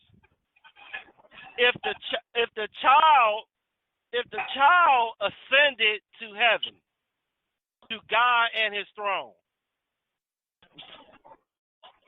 who did the most honorable Elijah Muhammad teach us God? Who did the messenger teach us God was? Master Prophet Muhammad. And what's one of the Master Prophet Muhammad's title? Son of man. Oh, person. Mahdi. The Son of Man. Is that right? Yes, sir. Okay. Let's go back to the 5th verse of the 12th chapter. And let's reread it. And she brought forth a man-child. That means she brought forth a son. Is that right? Yes, sir. A man-child, who was to rule all nations with a rod of iron. And her child was caught up unto God and to His throne. Is that right? Yes, sir. Let me reread that. And she brought forth a man-child, who was to rule all nations with a rod of iron. And her child was caught up unto the Son of Man in heaven. Did I misinterpret that? No, sir. No, sir. Why? Because we know that according to the supreme wisdom, the only God is the Son of Man. There is no mystery God. Ain't that right, Sister Rebecca? Yes, sir. The only true God is the Son of Man. Right? Yes, sir. So if the child was caught up to God and to His throne, that means the child ascended to the Son of Man in heaven. Is that right? Yes, sir. Yes, sir. If the child ascended to the Son of Man in heaven, according to the 13th verse of the 3rd chapter of John, read it, Rafi.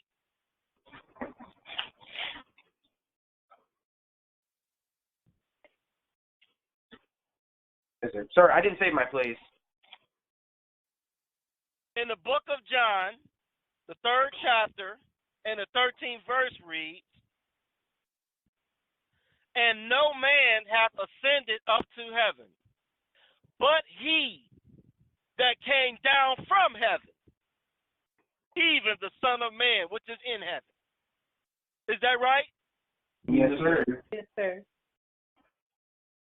So Jesus told us in the gospel that the only one that can ascend to the Son of Man is in heaven is the Son of Man. Is that right? Yes, sir. So when we go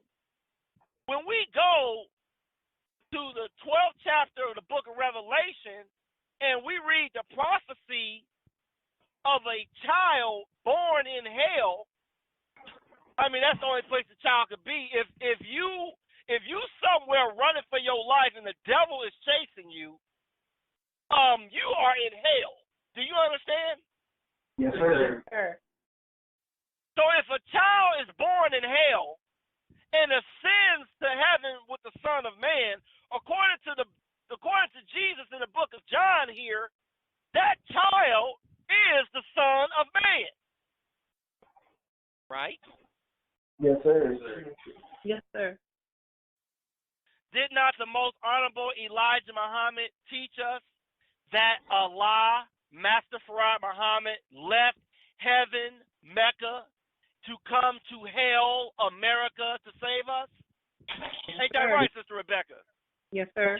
Ain't that Allah leaves heaven and descends into hell. That's 1958 Savior's Day, if I'm not mistaken. 1958, 1957, around there. In the 50s, one of the Messenger's Savior's Day lectures was Allah leaves heaven and comes to hell. Is that right? Yes, sir. Well, let's go back to the book of John, the 3rd chapter, and the 13th verse.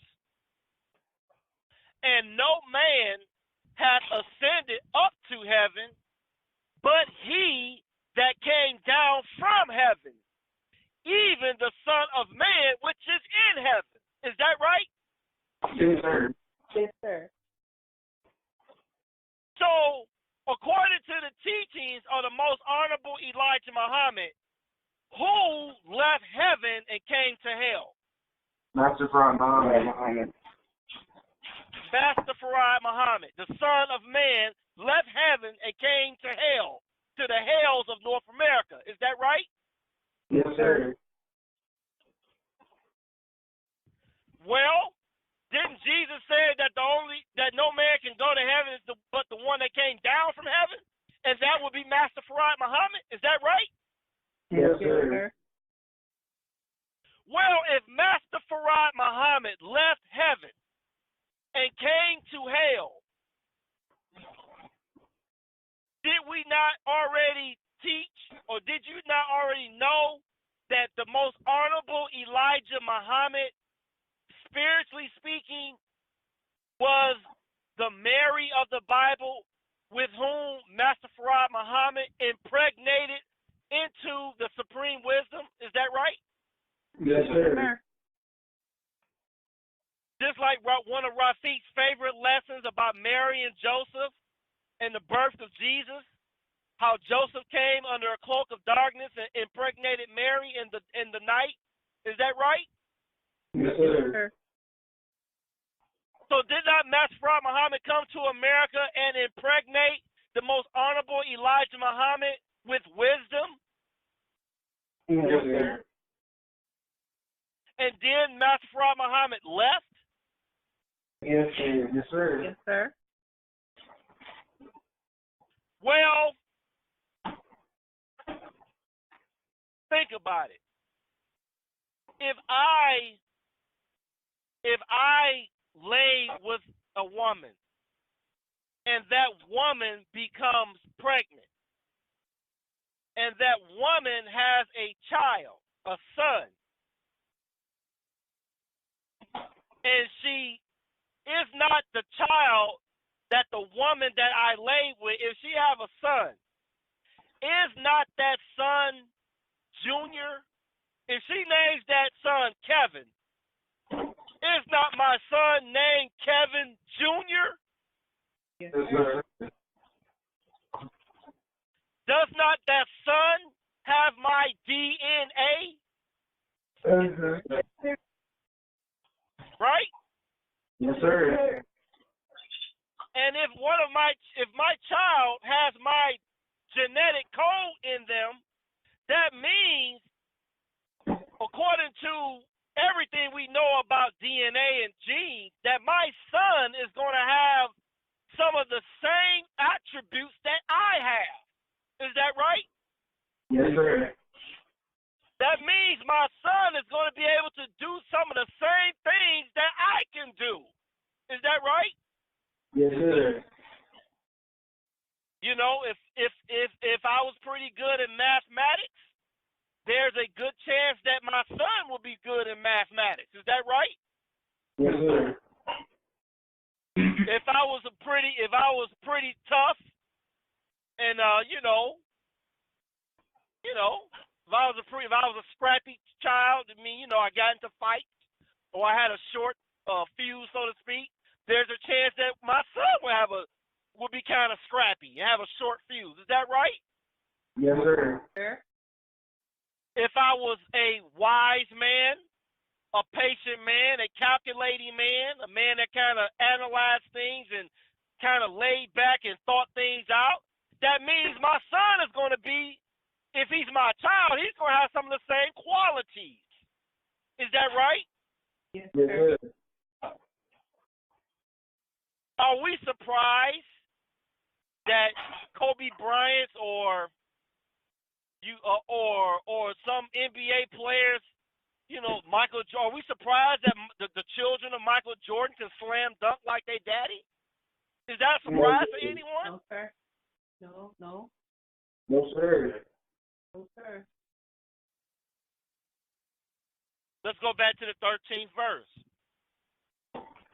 And no man hath ascended up to heaven, but he that came down from heaven, even the Son of Man which is in heaven. Is that right? Yes, sir. Yes, sir. Uh-oh. It looks like Allah, or it looks like the Son of Man has become a baby daddy.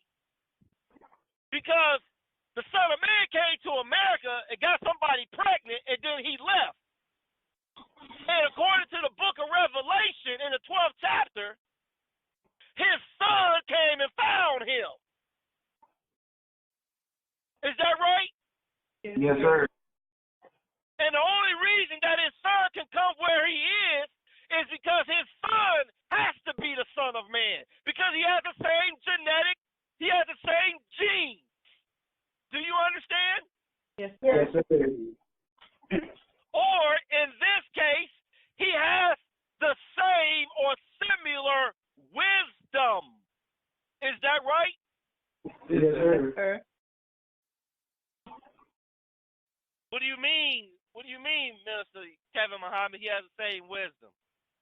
That means that the wisdom, the supreme wisdom that Master Farad Muhammad left, when it reached the right black man in America, it went deep and deep and deeper into the subconscious of one of these black men.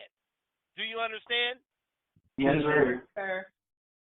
It went down into his reptilian brain. He became so enthralled, so engrossed, so in love with the wisdom of the Son of Man that he began to dream and breathe and see through the eyes of the Son of Man. He became one with the Son of Man. Even in his sleep, he could not get his thoughts off the Son of Man. Do you understand? Yes, sir. Yes, sir. And no man, 13th verse, 3rd chapter, and no man hath ascended up to heaven, but he that came down from heaven, even the Son of Man which is in heaven. Is that right? Yes, sir. Then Jesus gave you another clue. And as Moses lifted up the serpent in the wilderness, even so must the Son of Man be lifted up. Is that right? Yes, sir. Here in the 14th verse, Jesus compared the Son of Man to a serpent that must be lifted. Is that right? Yes, sir. Sir. If you are lifted up, that means that you are ascending. Is that right? Yes, sir. Yes, sir.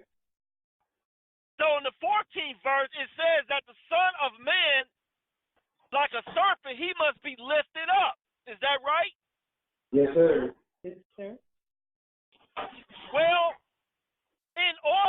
if you go to the 13th verse, in order for the Son of Man to ascend to heaven, he must be lifted like a serpent. Is that right? Yes, sir. Why must he be lifted as a serpent? Because the wisdom of his Father must find him.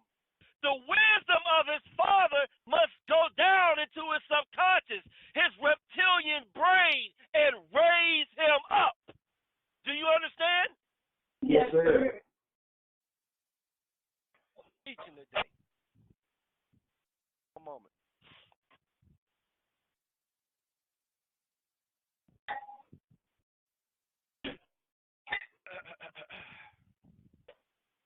Most Honorable Elijah Muhammad said, these words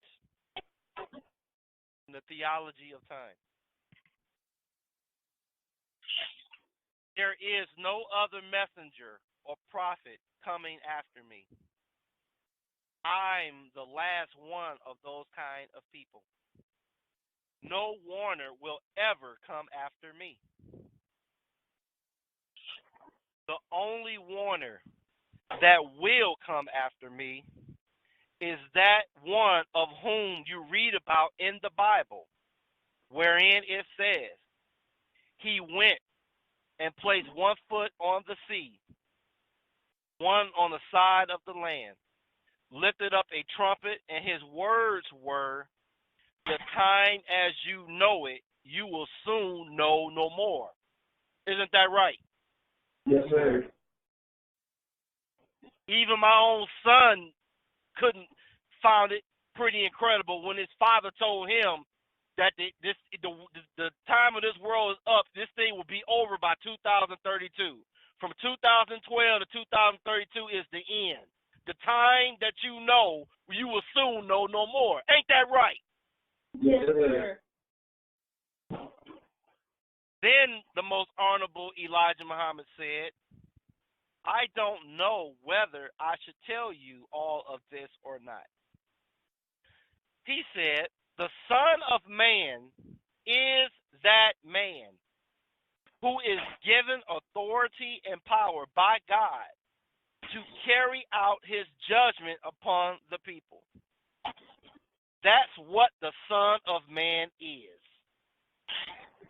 That's one Son of Man. Then he says, then it goes also for the Mahdi being born out of his nation by a woman that was not of his nation. The man that produced the child, who she gave birth to, was of us, the black nation.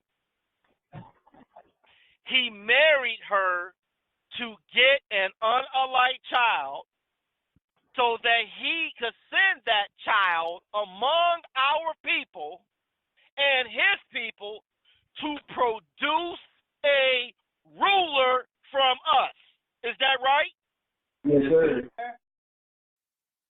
So according to the messenger, the Son of Man is Master Fard Muhammad too, because Master Fard Muhammad is that man born from a white woman who looked white so that his father could send to America to get next to us to produce a ruler. Is that right? Yes, sir. Now that is from the theology of time. The messenger said that Master Fard Muhammad came here to produce a ruler, a child that would rule. Is that right? Yes, sir. Turn back to the 12th chapter of the book of Revelation. Got it.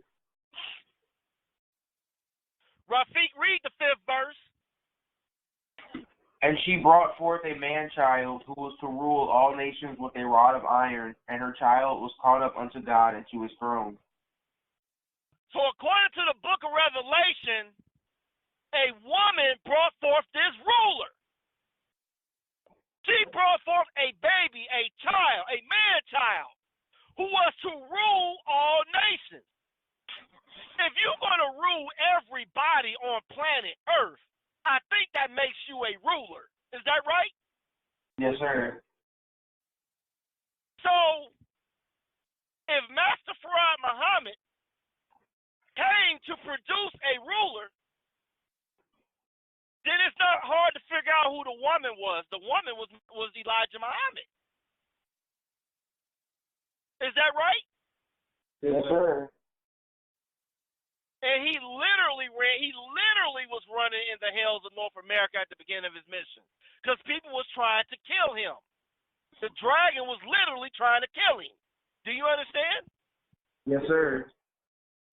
While he was pregnant with that wisdom to teach all of us, but in particular to produce that child from among us that will be the ruler. Is that right? Yes, sir. I'm teaching today.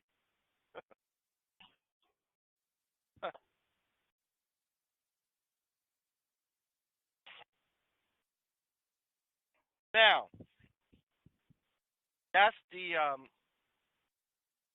these are the prophecies of the Bible and the words and prophecy of the most honorable Elijah Muhammad. Do you understand? Yes, sir.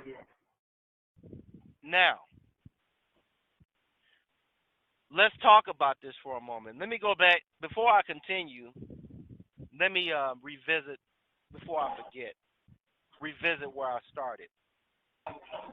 The song says, "I am so high I can hear heaven, but heaven don't hear me." Is that right? Yes, sir. You ever heard this? You ever heard the expression, "Man, we ain't hearing none of that. We ain't hearing none of what you talking about." Is that right? Yes, sir. All right. So, according to the Bible, according to the rule, who is the only one that can ascend to heaven, according to the scripture? What's the rule? Who's the only one that can do that? Son of Man. The Son of Man. Is that correct? Yes, sir. So, if a man appears in heaven, if somebody somehow ascends into heaven, if he gets there, according to the scripture, the only one that could do something like that is the Son of Man. Is that right? Yes, sir. Now, we're going to imagine that this man that appears in heaven, they can have a conversation with each other. Do you understand? Yes, sir. One we're going to call Son of Man, and the other person we're going to call heaven.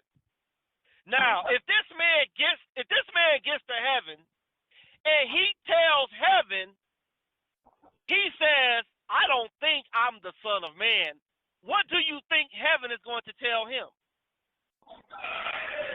He's wrong. I don't know what you're talking about. I'm not hearing that. Is that right? Yes, sir. If you, according to scripture, according to the rule, the only one that can ascend up to heaven is the Son of Man, right? Yes, sir. So if you get to heaven, if this man gets to heaven and starts talking about, "I don't know if I'm the Son of Man," it can't be me, right? Yes, sir. Is heaven gonna hear any of that? No, sir. That's like Aladdin rubbing the lamp, and the genie comes out, and the genie tells the one that rubbed that lamp, "At your service. Your wish is my command." Will the genie hear anything like, "I don't think I'm your master"? Will No, the sir. genie hear anything like that? Because No, sir. Because what is the rule with the lamp? What's the rule? If you rub the lamp, what's the rule concerning whoever rubs that lamp? That person is the master. The master of the genie. Is that right? Yes, sir. The man that got the lamp, that rubbed that lamp, he can say, "Well, I don't. I found this lamp by accident." Does that matter to the genie? No, sir. I just took a rag, was just trying to polish the lamp. Does that matter to the genie? No, sir. Whoever gets that lamp and rub that lamp is the master. Is that right? Yes, sir. I am so high, I can hear heaven. I'm so high, I can hear heaven. But heaven ain't hearing me. You up there talking about, "You don't know, I ain't the Son of Man," and all this jazz. Is that right? Yes, sir.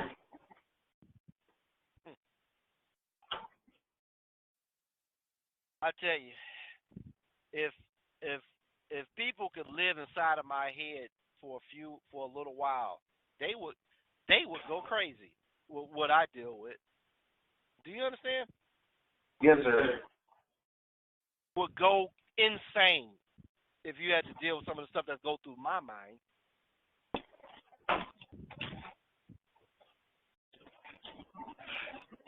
Turn to the 17th chapter of the book of Luke. Got it. Got it. Daim, read the 28th through the 30th verse.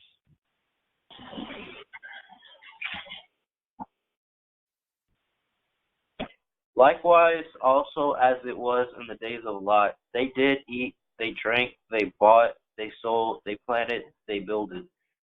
But the same day that Lot went out of Sodom, it rained fire and brimstone from heaven, and destroyed them all. Even thus shall it be in the day when the Son of Man is revealed. Revealed. That is an interesting word. Revealed. According to the 17th chapter of the book of Luke, it said that in the last day that the Son of Man would be revealed. Is that right? Yes, sir. What does the word reveal mean? Uncovered. To uncover. Anyone else? Transparent. Make known. Make known. That's a good one. Anyone else? Those are correct definitions, by the way. Anyone else would like to add anything to the word or the understanding of what reveal means?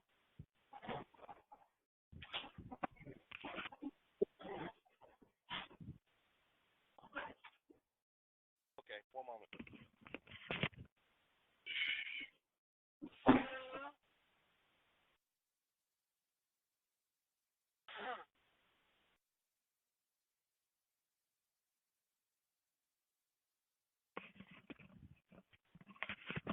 Are you there? Yes, sir. Okay. Now, the formal definition of the word reveal is to make known through divine inspiration. To make something secret or hidden publicly or generally known. Do you understand? Yes, sir. So if something has to be revealed, that means that whatever is to be revealed before it is revealed or before the revelation of it, it is a secret. Is that right? Yes, sir. And to reveal something is to divinely uncover it through divine inspiration. Do you understand? Yes, sir. So when we go back to the 17th chapter of Luke and look at the 30th verse, it says, even thus shall it be in the day when the Son of Man is revealed. Right? Yes, sir. That means that the identity of the Son of Man will be a secret. Right? Yes, sir. Well, that should put an end to the Christian expectation of looking in the physical sky and seeing Jesus appear from the space with his arms stretched out to receive you. Do you understand? Yes, sir. That's not a revelation. That's not some secret. If the sky open up and you see a man ascending from outer space, that's not a revelation. That's what do you call something like that? That's an event. That's what do you call? What's the word that you can give something like that? That is a what? A hallucination? You could call it. No, that's not quite. No, I'm not being tongue in cheek right now. No, it's not a hallucination. we would call that, if it really happened, it wouldn't be an hallucination. If something like that was to happen, you wouldn't call that a revelation. That would be like the coming or the event, or the premiere, right? Yes, sir. You wouldn't call that a revelation, right? Yes, sir. Yes, sir. That would be like because you according to the Christian doctrine, you've been waiting on this. Is that right? Yes, sir.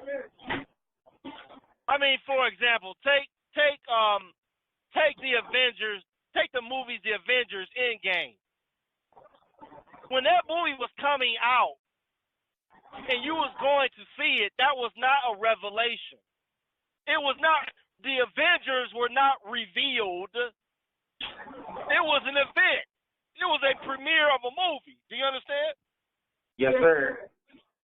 It was like you met somebody in a dark alley and they opened their trench coat and gave you the DVD to some movie that you never seen, like a secret. Do you understand?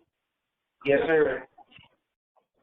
So in the 17th chapter of Luke, it said that even thus it shall be in the day when the Son of Man is revealed. Right? Yes, sir. That means that the identity of the Son of Man is a mystery, a secret. Do you understand? Yes, sir. And according to the formal definition of reveal, or one of the definitions of reveal, it says to make known through divine inspiration. That means that the identification of who the Son of Man is, it will occur through someone being divinely inspired to reveal the secret. Is that right? Yes, sir. What does it mean to inspire? What does it mean to have inspiration? What does that mean?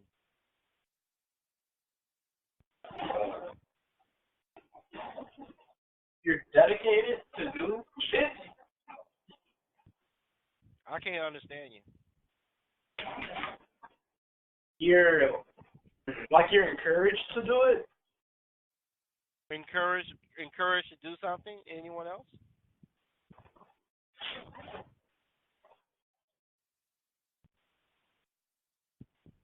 Oh, sir. To be inspired or to have inspiration, formal definition of inspiration or to inspire, it means a divine influence or action on a person that believed to, it's divine influence or action on a person believed to qualify him or her to receive and communicate sacred revelation. Or it means to inspire means to make known or to spread by indirect means. You understand? Yes, sir. It also means to inspire something, means to breathe into something. Like when you get someone mouth-to-mouth resuscitation, you breathe in air into their lungs, you bring an inspiration into their lungs. So to inspire literally means to breathe into someone or to blow into something, like a balloon. If you go to the store and buy a pack of balloons and you put it to your mouth, you start blowing in it, and the balloon gets bigger and bigger and bigger. That you are you are literally inspiring the balloon because your wind, your air, your breath is going into the balloon or into the lungs of the person. You understand? Yes, sir. All right. That's what inspire means.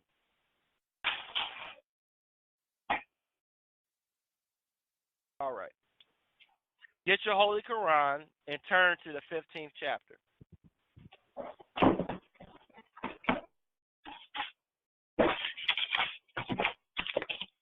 Got it. Read the 29th verse, Rafiq.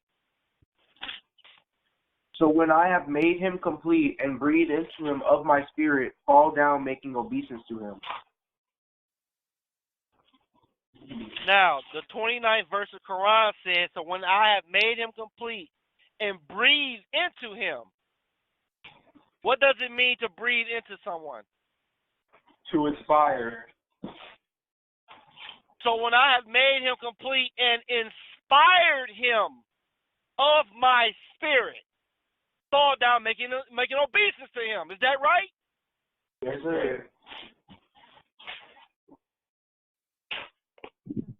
You know, you know about inspiration. Like you see the sunrise, and you inspired to write a poem, or you see a pretty girl and you inspired to write her a poem, right? So something moves within you to speak or to write.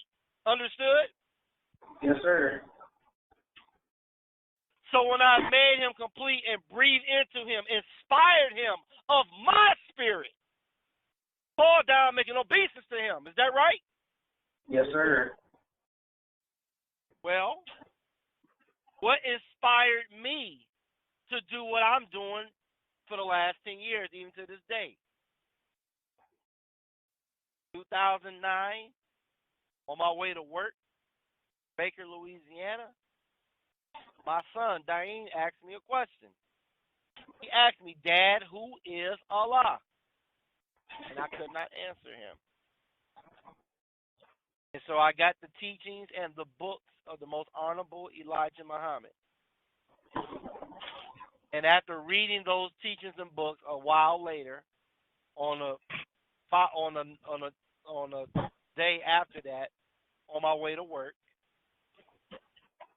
I took a red marker for no particular reason. I picked up a marker, it happened to be red, and I wrote on my children's board, school board in the makeshift classroom in our apartment.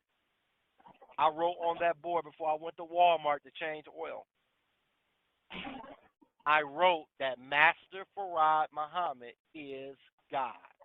Or I wrote Master Farad Muhammad is Allah. Do you understand? Yes, sir. So when I have made him complete and breathed into him of my spirit, my wisdom, my word, my name, fall down making obeisance to him. Is that right? Yes, sir.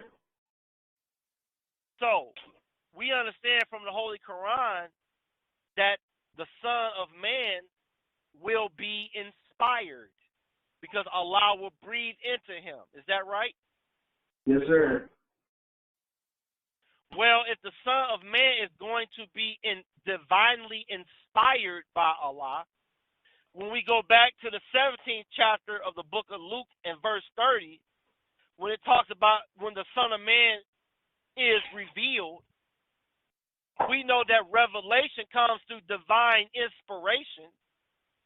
Then that means that the revelation or the revealing of the Son of Man will be done by the Son of Man, because he will be divinely inspired by Allah himself.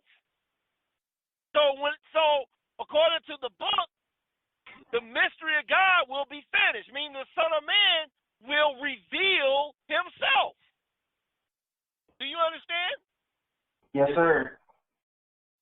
Turn to the 10th chapter of the book of Revelation.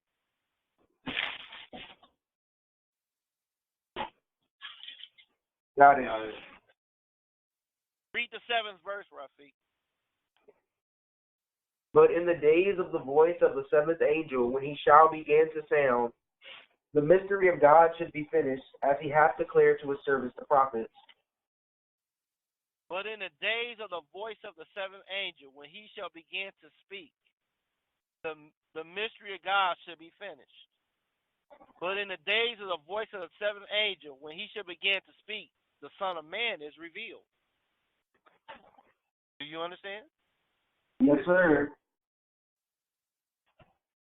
Let's go back to the book of Luke. Let's go to the 29th verse of the 17th chapter. But the same day that Lot went out of Sodom, it rained fire and brimstone from heaven and destroyed them all. Even thus shall it be when the Son of Man is revealed. And according to our deep study, our deep theological dive, so shall it be in the day when the Son of Man is inspired to speak. So shall it be in the day when the seventh angel shall begin to blow his trumpet, to speak. Do you understand? Yes, sir. So according to the book, when the Son of Man, when Allah will breathe his wisdom or his word into the Son of Man, when that takes place, when that happens, that means that at the time that the Son of Man is resuscitated or inspired by Allah himself, it shall be as it was in the days of Lot. Is that right? Yes, sir. Is it not true that in the days of Lot that the homosexuals were running the cities of Sodom and Gomorrah? Yes, sir. If someone can come to your door and make a demand to you that bring these men out here, that they got authority to command you to bring the body to them, I'm a lawyer. The only one that can make a lawful demand to bring your body anywhere is the judge or the court. It's called habeas corpus. Do you understand? Yes, sir.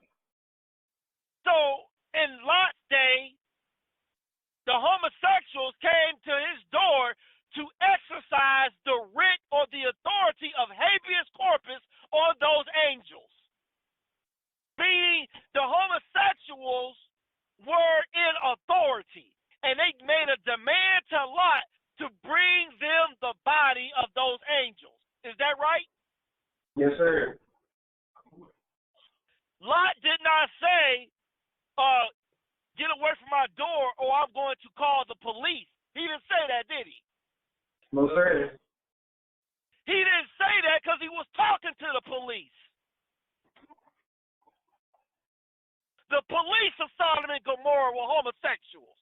And they said, bring me his body. Them angels is under arrest. Is that right? Yes, sir.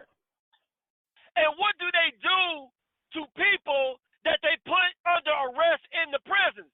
Don't they sodomize and rape them men? Yes, sir.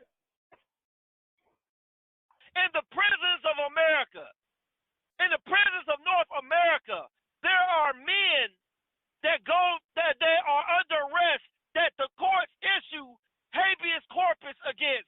Bring me the body of that defendant. And when they go to jail, when they go to these prisons, they are raped by other homosexual men. Do you understand? Yes, sir. Homosexuals are in power. They have authority. Is that right? Yes, sir. Let's talk about this for a moment. Jesus says that when Allah breathes into the Son of Man, but when the Son of Man will open his mouth, according to Scripture, homosexuals will be in charge. Do you understand? Yes, sir. My question to you is this. Did you know that at one time in this country that homosexuality was considered a mental what do you call that? Disability? Put this in the right word. A mental disability. A mental disorder. Or in other words, insanity. Do you understand? Yes, sir. Meaning just a few years ago in America, if you were a homosexual, you were considered by the medical establishment in this country to be insane, or you had a mental disorder. Do you understand? Yes, sir. In other words, medically, you were mentally disturbed, right? Yes, sir. Did you know that in 1973, a moment.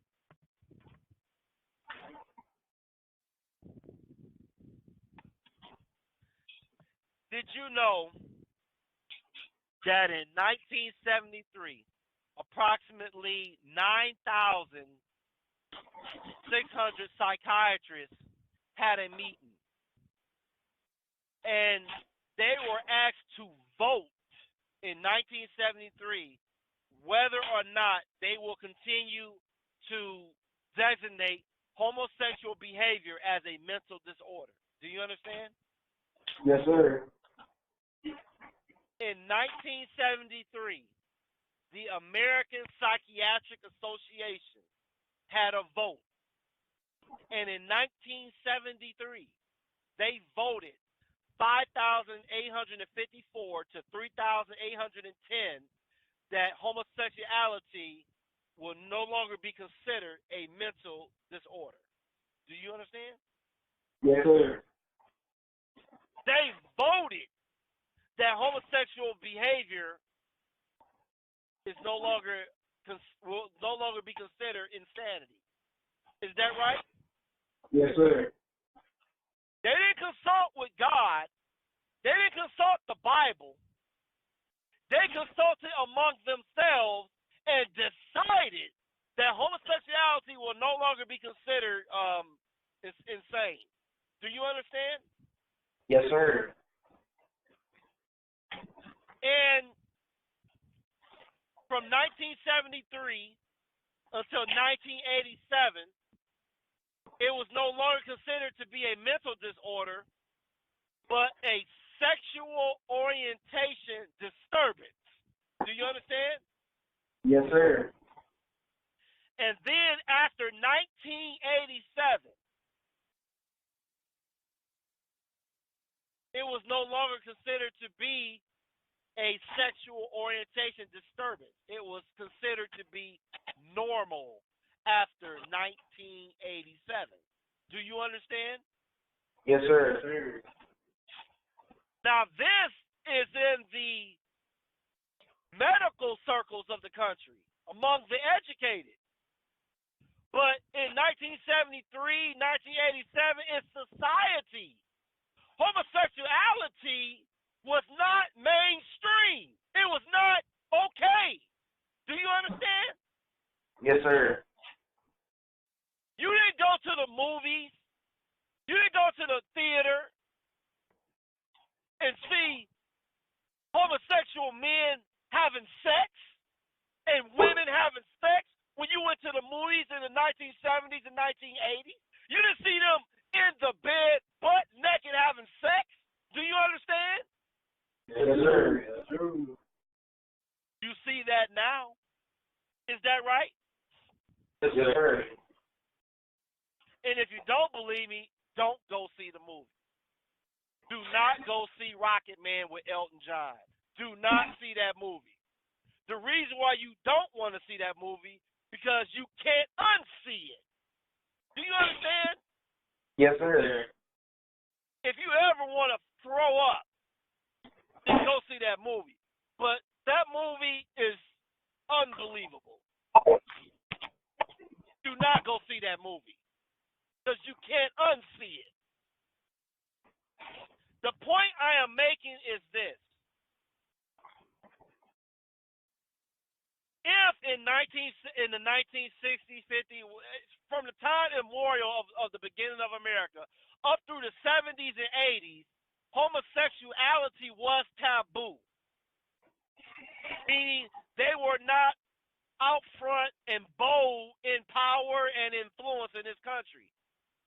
That means that before 1987, according to scripture and according to what happened in this country, Allah could not have inspired the Son of Man.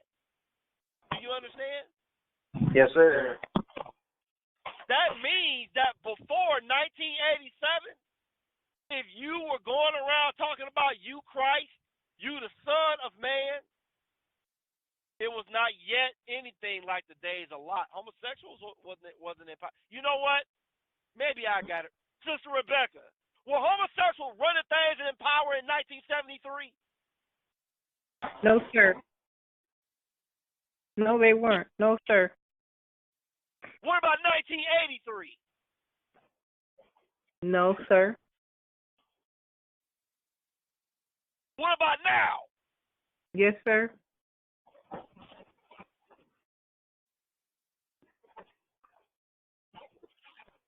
When Barack Obama was elected to the United States office of the president, the cover of Newsweek had a picture of Barack Obama, and they called Barack Obama the first gay president. Do you understand? Yes, sir. Yes, sir. Barack Obama was elected by vote in 2008. His formal reign as president began in January 2009. Do you understand? Yes, sir. In 2009, according to, not according to my opinion, according to the white man's own publication, the first homosexual or gay president came in power in 2009. And he was on the cover of Newsweek. Not the Inquirer, Newsweek, as the first gay president in 2009. Do you understand? Yes, sir. And in March of that same year, with a conversation with my son, I was inspired in 2009 to teach for Master Farad Muhammad. Just like the book said. Do you understand? Yes, sir. All right, Rafi. Do we have any questions or comments before we close our Sunday school? Yes, I would like to say I thank everyone for their reading, and Son of Man for your great lecture today with great wisdom and understanding about the Son of Man. Thank you all. Thank you, sister. Thank you, sister. Thank you, sister. Thank you, Son of Man.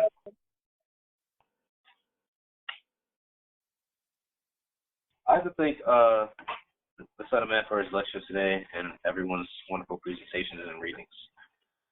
I agree with Minister Diamond.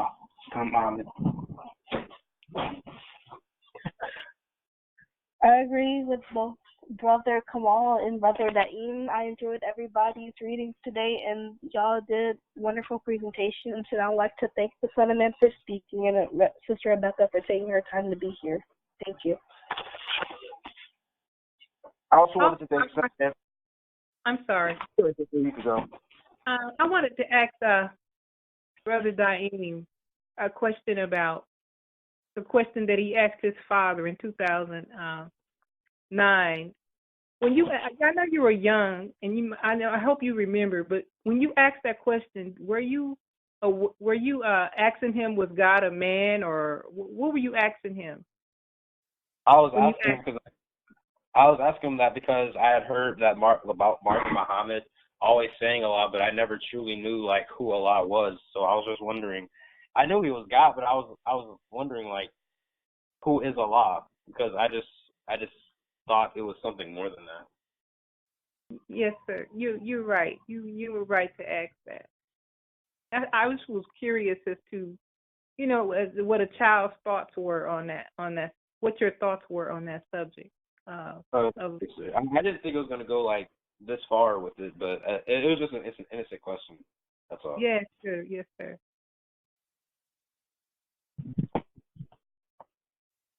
I also wanted to thank the Son of Man for the lecture today, and I'll be quite upset if it isn't uploaded.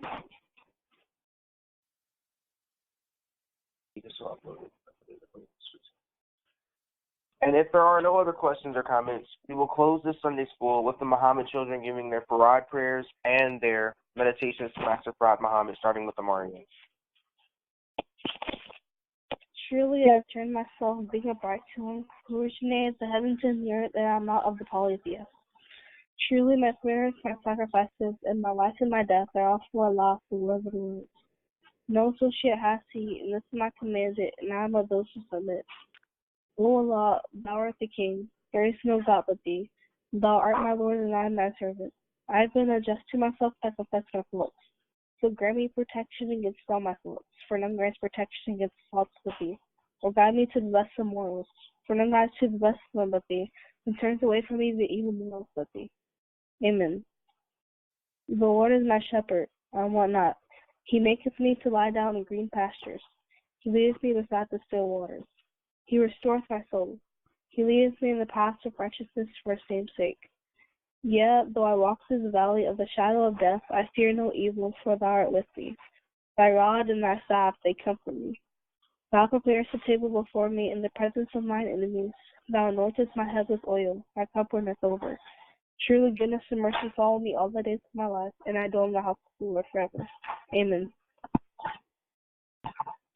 Surely I have turned myself, being upright to him who originated the heavens and the earth, and I am not the polytheist. Surely my prayers, my sacrifices, my life, and my death are all for Allah, the Lord of the worlds. No associate has seen, this is my commanded, and I am of those who submit. O Allah, thou art the King, there is no God but thee. Thou art my Lord, and I am thy servant. I have been unjust to myself, and I confess my faults. So grant me protection against all my faults, for none grants protection against faults but thee. And guides me to the best of morals, for none guides to the best of them but thee, and turns away from me the evil morals but thee. The Lord is my shepherd, I want not. He maketh me to lie down in green pastures. He leads me beside the still waters. He restoreth my soul. He leads me in paths of righteousness for his name's sake.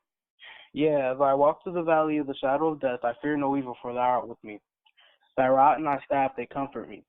Thou preparest a table before me in the presence of mine enemies.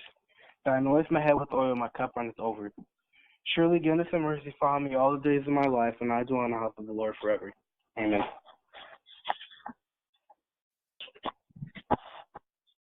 Surely I have turned myself, being upright to him who originated the heavens and the earth, and I am not of the polytheists. Surely my prayer, my sacrifice, my life, and my death are all for Allah, Lord of the worlds. No associate has he, and this is my commandment, and I am of those who submit. O Allah, thou art the King, there is no God but thee. Thou art my Lord, and I am thy servant. I have been unjust to myself, and I confess my faults. So grant me protection against all my faults, for none grants protection against faults but thee. And guide me to the best of morals, for none guides to the best of them but thee. And turns away from me the evil morals but thee. The Lord is my shepherd, I want not. He maketh me to lie down in green pastures. He leadeth me beside the still waters. He restoreth my soul. He leadeth me in the paths of righteousness for his name's sake. Yea, though I walk through the valley of the shadow of death, I fear no evil, for thou art with me. Thy rod and thy staff, they comfort me. Thou preparest a table before me in the presence of mine enemies. Thou anointest my head with oil, my cup runneth over. Surely goodness and mercy follow me all the days of my life, and I dwell in the house of the Lord forever. Amen. In the name of Allah, who appeared and is in the person of Master Farad Muhammad, Assalamu alaikum. Wa alaikum salam.